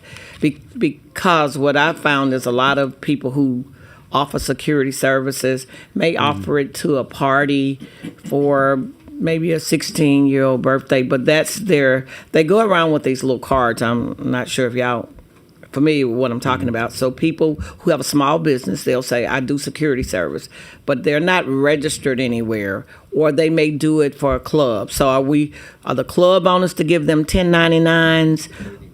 Because currently they don't have to give them anything. Is that You're accurate? speaking like club being a 501c3 or? No. Club as a bar. Okay. You know where you drink, Yeah. Riser. You know you drink a little bit. Yeah, I'm tracking. you get a nightclub. You get a pass for the night or for the month. Yeah. Maybe Luke will answer that one better. So that's what I'm asking though. On a very serious note, you have a bar room, right, that hire people to do security. Currently, and that's a fee. Now, if that nightclub or that bar is doing the security themselves, no. No, they're hiring someone else. It's a service, yes. If that service is provided, yes. That's a service. It's a service. If I could just interject. And so who reports that? The bar owner or the person that's doing the security? If the bar owner is employing someone that's providing security, bouncer And usually services, cash, right? Yes, sir. That's an income transaction. That's right. It's That's not, an income transaction, and my question is, the bouncer pays it, or does the club owner pay it? So in terms of security services, on page 14, there's actually some examples there, such like locksmith and the alarm monitoring system. That's more in line of what's covered under a security service. So what you're line are you on? describing is, On 14? Page 14, line 1. Line where? Line 1. Line 1, okay. Okay, so you're talking about the systems, the monitoring systems. So that's what you define as security services, not someone who's acting as security for a party or a business. That's a small business owner, and that's who I'm referring to. Not the larger companies who we know already report. I'm talking about the smaller people who have the cards in their pocket and they say, I offer security. Yeah, that's not included. That's not who you're talking to. They won't capture those people, No, ma'am. right? No, ma'am. Okay. This is considered as a new tax, correct? correct. Hello? Correct. Correct. I think there's 7 that are current under the current structure, tax code. And I'm going to say this, I keep hearing this, that we're giving them, with the tax credit that we're giving them, We're or broadening the base. income tax. Broadening the base and not making it so weighted on one end is where we've traditionally been heavily weighted on one end. You have a fluctuation in the market or Yeah, but in the field. I think Representative Hughes touched on it, and they're calling these things luxuries. I've not referenced it as a luxury. Well, I mean, they said that these are choices that you are making. So we're giving you money on this side, and you have a choice. Now, yeah, you have a choice to have a tattoo, but I'm not making a choice when my refrigerator breaks to fix it. It's kind of mandatory. That's currently taxable, Rep. Marcel. Well, it's in here. They said that these were all new. We enumerated, I said there was like 7 or 8 that's already in current statute. So the My refrigerator. reference, yeah, question. What about the pet services? That would be a new item, yes. That's a new item? Yes. So it's a new item for what? Small businesses that do the grooming? Because currently, if I go to PetSmart with my dog, they charge taxes. Right, so they sell tangible personal property as well, so they've been collecting tax on that. So the service. Who are you trying to capture, I guess, is what I'm asking. Those that would be subject to the tax that are providing pet grooming services. So again, self-reporting. Well, we do rely on voluntary compliance. That's why the outreach process will be so important. Again, I've had pet services grooming from PetSmart, and also the person with the little card that I'm talking about that says I pet grooming. So that person is probably not paying that tax at this time, but they will be after this law passed, or they should be. Right, they'll be collecting the tax from their customers and remitting it to the government. And I'm glad you said that. So these additional taxes that they are collecting, who do you think they're going to pass that on to, themselves or the customer? I was just going to bring that point up. If they collect a tax, it needs to be remitted. Yes, but when they, so you're saying that And when they put on they're under current statute, under current law, there's some people that make that error. And normally it's someone that, my experience has been someone that gets in a cash flow bind and they're using the state sales tax dollars or the federal, whatever they're using that and hoping that things will be better. And that would be I would not give that business advice or legal advice. That happens with current. That with the department has to But deal with. whenever is my thought, and I'm gonna say this and I'll be finished. Okay. Whenever something changes and it's new and a small mom and pop company has to do it, and they have to hire a lawyer or someone financial, an accountant to do that, they're gonna up their prices on the citizens, and that's just my opinion, because they have to do something different because they not had to do this before. And so in order to keep up with it, right, and to do it right, you have to hire an accountant or someone to help you to do the structure. And that's just my opinion. I think it's going to trickle over and it'll pass on to the consumer.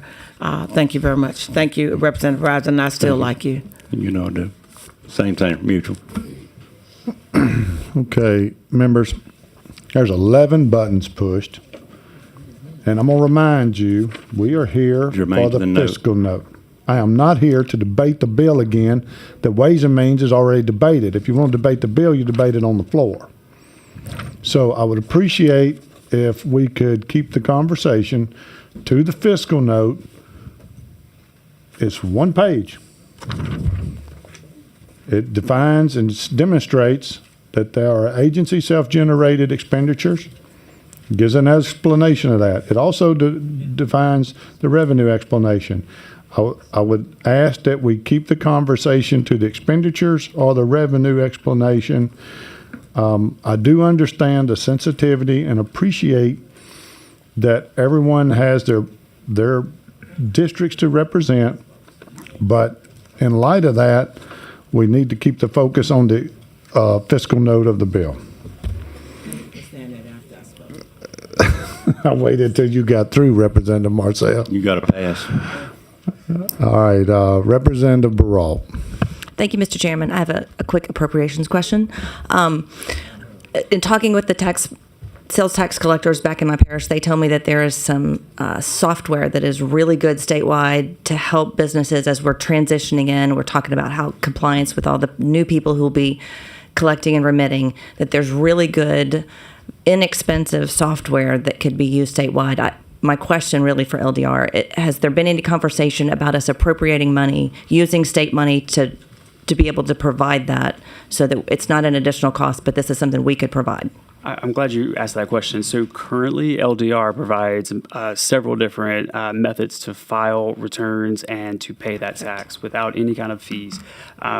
We have what's called LATAP. It's an acronym for Louisiana Taxpayer Access Point.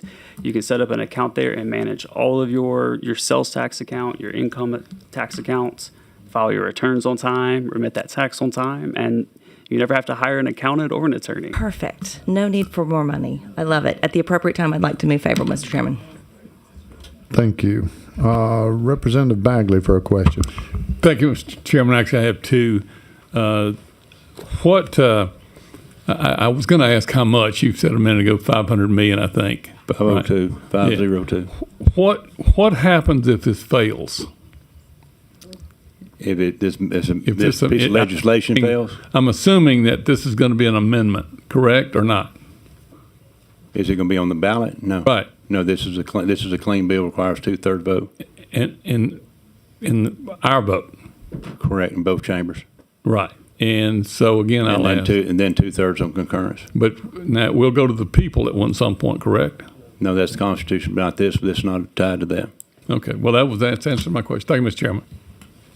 Okay, thank you. Representative Freiberg for a question. Thank you, Mr. Chair. The first one, the 500 million, has been answered. My question is, this morning in Ways and Means, there was an amendment to the tax from the 0.45 down to 0.4. What amount? That's a different question. That was a different bill. Oh, that's a totally different bill. But what difference does that make in, what does that amount is that? Do you know? I don't have that offhand, Okay. but we will adjust for that. The difference, but someone asked me that earlier, what's the difference in revenue between 0.4 and 0.45? Yes. Someone had one else, so they'll get that. But that's been asked while I was in the hall. Someone asked that. Thank you, Mr. Chair. Thank you. Representative Carey for a question. Thank you, Mr. Chairman. I think Bagley answered my question, but on the policing part again, why wouldn't it be the sales tax person in that parish? And then the 500 million, don't count on my district to do it. Them boys, they take cash, they'll trade it for a fifth of taco vodka or food stamps. Just as long as you don't. I'm serious. As long as you don't tell the Department of Revenue with that. We Anyway, collect good luck. alcohol tax too.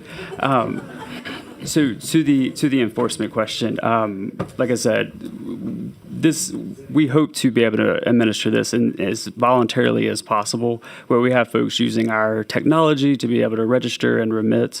I would say I guess, what was your specific question again? I'm sorry. Well, the policing part, I thought maybe it'd be the sales tax office, because I don't know how somebody from Baton Rouge is going to be able to monitor the people where I I'll live. reference back. It's greater than $10,000 gross in your previous reported income. So that it's not based on ongoing current event as of today. To make it a taxable event in the previous year, you would have shown that you did 10,000 or greater. Gotcha. And that would have been reported to the department. And the local tax portion would be collected by your parish collector. We would only be collecting the 4.4 or 5 or. I got you. Thanks, Mr. Chairman. Representative Lyons for a question. Thank you, Mr. Chairman. Luke, I see you there.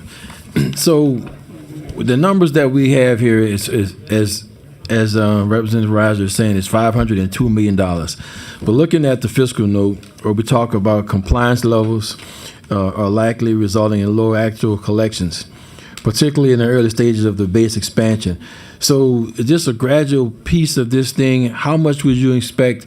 This goes into effect of January, right, of the next year? February 1st. February 1st.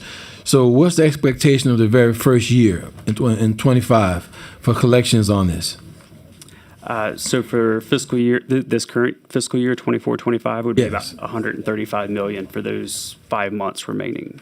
Okay. But we do so there's a 30% discount given to all of the services to allow for a compliance ramp up period. So the numbers that you see in the box on the fiscal note are net of that. So it could actually be higher, but it will take time to get to that higher compliance number. So in the overall package of bills that we have, is this gradual increase included in that?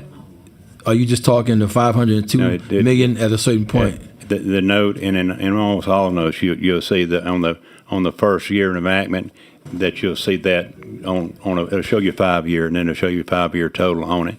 The one any note I've ever seen is gradual coming in, because just if oil and gas goes down, it takes 18 months to go up and 18 months to come back for it to cycle through.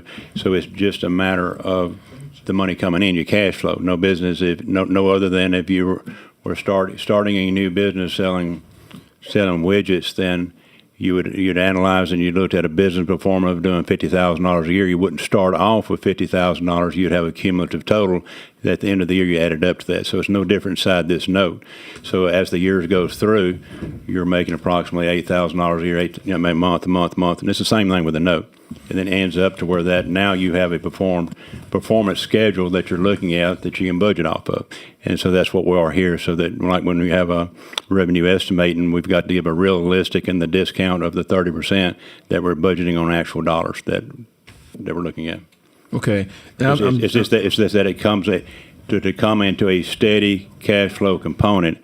It has to at the beginning. It's not going to be that 502. You see that occurring, I think, in year 3, where it stabilizes. In year 3. So when we put this together, I'm going to assume when this fiscal note was put together, this is based upon the not an average number, but number of retailers that meet this criteria of the bill, what their normal collections would be on any given year or an average year, to give you an estimate that you're going to get this amount of money at a full, like you say, 18 months after that, at that point. That's roughly, yeah. That's rough end. And we talked. It takes 18 months, correct? Okay, I'm just leery of that piece because, looking at the sales on it, and on an average sale, let's just say you get some type of installation done at your house or whatever, that's about extra $100 you're going to be paying. And if you're getting an average car repair done, that's substantial. That's about another $35 to $50 that's going to be paying, because it's based on the 4.5% sales tax rate. Is that correct, Luke? Rep lines, a repair to a car right now is taxable under current law, and this fiscal note before you is at the 4% state rate. Okay, because I see it in here where it's listed as car repairs is currently taxable. Right. So there's several things in the bill that's currently already taxable already. Right. Some of them are repeated and reorganized in current law. Okay, all right. Because I want to make sure that was that case. And just one quick last question. I know all the local government agencies are tax exempt in that regard. But however, contractors use subcontractors all the time. So when they're getting their charges for services done under those particular contracts, they're going to have to work under the same paradigm that the initial contractor works under, which is going to be tax exempt. So if in the event that one of those processes are done from a small business owner or contractor that provides services with them, they will not be remitting any sales tax at all from the primary contractors or the primary connection on any of those contracts.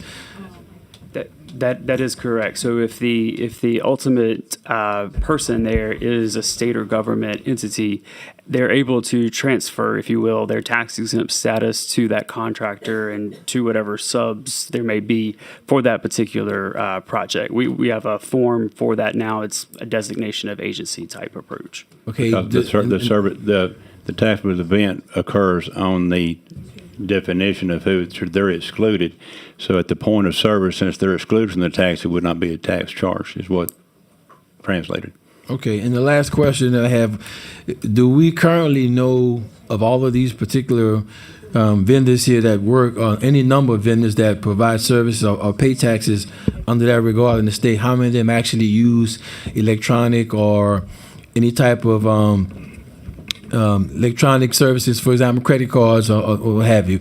You know how they process those? Or we just know about the final reports that they send in as to how much money they actually collected? So, I mean, we receive monthly sales tax returns from hundreds of thousands of dealers. We do have access to the processing of credit cards, but our approach was going to be more to rely on existing returns and just identifying the folks out there that would need to sign up as a dealer with LDR and begin collecting and remitting. Okay, and I asked that question for several reasons, because now a lot of the vendors who are out there, businesses, when they use the credit cards or the debit cards, they have to pay a 3 or 4% fee for that actual service. So they're giving individuals an option that if you want to use your card, it's going to be a 3% increase in the charge or whatever your services that you're having. But if you pay cash, you avoid the 3%.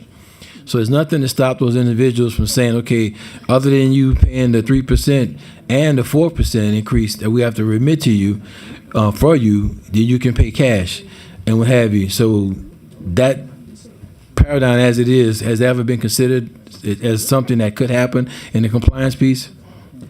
With the cash component, it is still reportable. So for the business, I have a son-in-law that has a restaurant, so if someone is paying in cash, the transaction, the credit card is actually the same as a cash component. It's transactional that's coming from your account. So debit card, credit card, PayPal, whatever the methodology might be, the method of payment is the same that's reported to the Department of Revenue. And when they do report their income at the end of the year, they're reporting their total. They're not reporting how much they got off PayPal, whatever they're getting, what their gross income was. Okay, well, I'm looking forward to seeing the first year returns on this piece. Yes, Thank you, sir. Mr. Chairman. Thank you. Thank you. I didn't want to ask for the chairman, I'm sorry. Representative Carpenter for a question. Thank you, Mr. Chairman. Just quickly, would you tell me, I'm trying to find the definition that you might have in the bill, and I know we're not talking about the bill, but the private process services, where is that found? Number 24. Madam Chair, I don't know if Luke 24 maybe on understands page that better than I do. 17. That is defined on page 5, beginning at line 21. What is that? For private investigation services. Okay, so yes, ma'am. that would be, I understand that then. Okay. All right, so I thought perhaps that was a personal kind of thing that homeowners would employ themselves. The other final thing is number 31. How do you regulate the personal shopping services for individuals? How do you plan to do that? So that would be, there's actually apps already existing that do that. I think one of them is called TaskRabbit. So they're not like an Uber coming to get you in a car, but they're a person who will go and run errands for you or shopping or any number of things. Mm-hmm. So the tax would actually be like collected when you make that transaction on your app, on your phone. Means that would be from the Uber side or the transportation side. Yes, ma'am. Not like Neiman Marcus or some of these people yet of personal shoppers. It would include, I mean, whoever's providing the service, it would include any entity or individual that's doing that, so, yes. I mean, when you start talking company names, right? If it's the service that they're providing, if any of those are providing that service, yes, it goes under this. Okay, thank you, sir. Thank you, Mr. Chairman. Thank you. Representative Marcel wants another bite at this apple. Yes, this time it's really a fiscal question. So there was some amendments that you all took this Yes, ma'am. morning. Did that change the fiscal note? I was talking to staff, and what they were saying was they did not have enough time to see how that was going to impact the fiscal note. Today, this morning in Ways and Means, that what we've worked on, the note was matching what we had defined as, and if you look page 1 through 6 of the bill, once again, I would call that the preamble of definitions. We primarily went through and tightening up and getting the definitions to match back at what the taxable events are. So it was very critical to get that done, to make sure, and getting these definitions drawn so they are in current statute. So when you have someone that may pay in protest, so it needs to be language or verbiage that's already in statute. If not, then of course revert back to just the dictionary, and we don't want that. So that's a lot of that's So a lot of the changes you the all primary did effort for today, and continue to. Representative Hughes made a reference a while ago, and he was referencing, that definitions on definitions. That not all of his questions was that, but he was asking those questions. Right. How is that defined? How are you looking at it and crossing back into the actual component? So that. Right, and I was just trying to figure out. Lengthy on that, but that was very relevant, and that was good discussion this morning. Yeah, I'm just trying to figure out whether the changes that were made, or the amendments that were added, would According to the fiscal staff, the changes did not change the fiscal note. The amendments made in committee did not change the fiscal note. But the legislative fiscal office is here, should you have a question. Thank you, Mr. McFarland. I appreciate it. Just one final comment.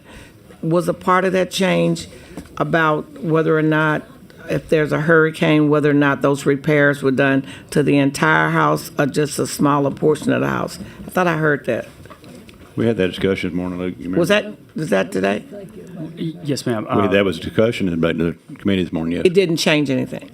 Okay, thank you.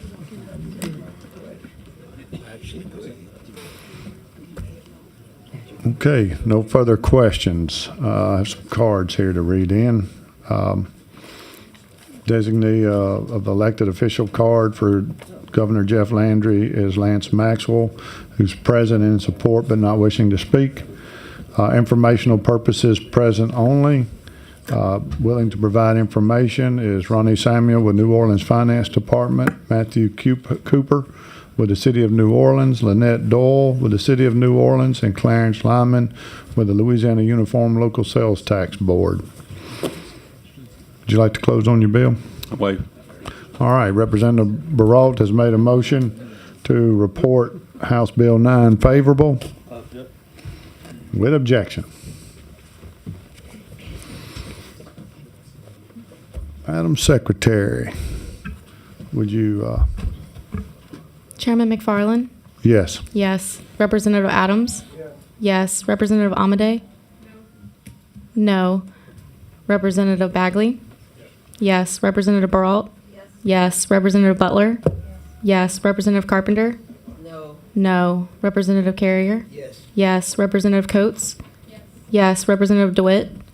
Yes. Representative Fisher? Yes. Representative Freeman? Representative Freiberg? Yes. Representative Horton? Yes. Representative Hughes? No. Representative Ilg? No. Representative Kerner? Yes. Representative LaFleur? Representative Lyons? No. Representative Mack? Yes. Representative Marcel? No. Representative Owen? Yes. Representative Romero? Yes. Representative Thompson? Yes. Representative Zarang? Yes. 17 yeas, 6 nays. 17 yeas, 6 nays, the bill's reported favorable. House Bill 9 is reported favorable.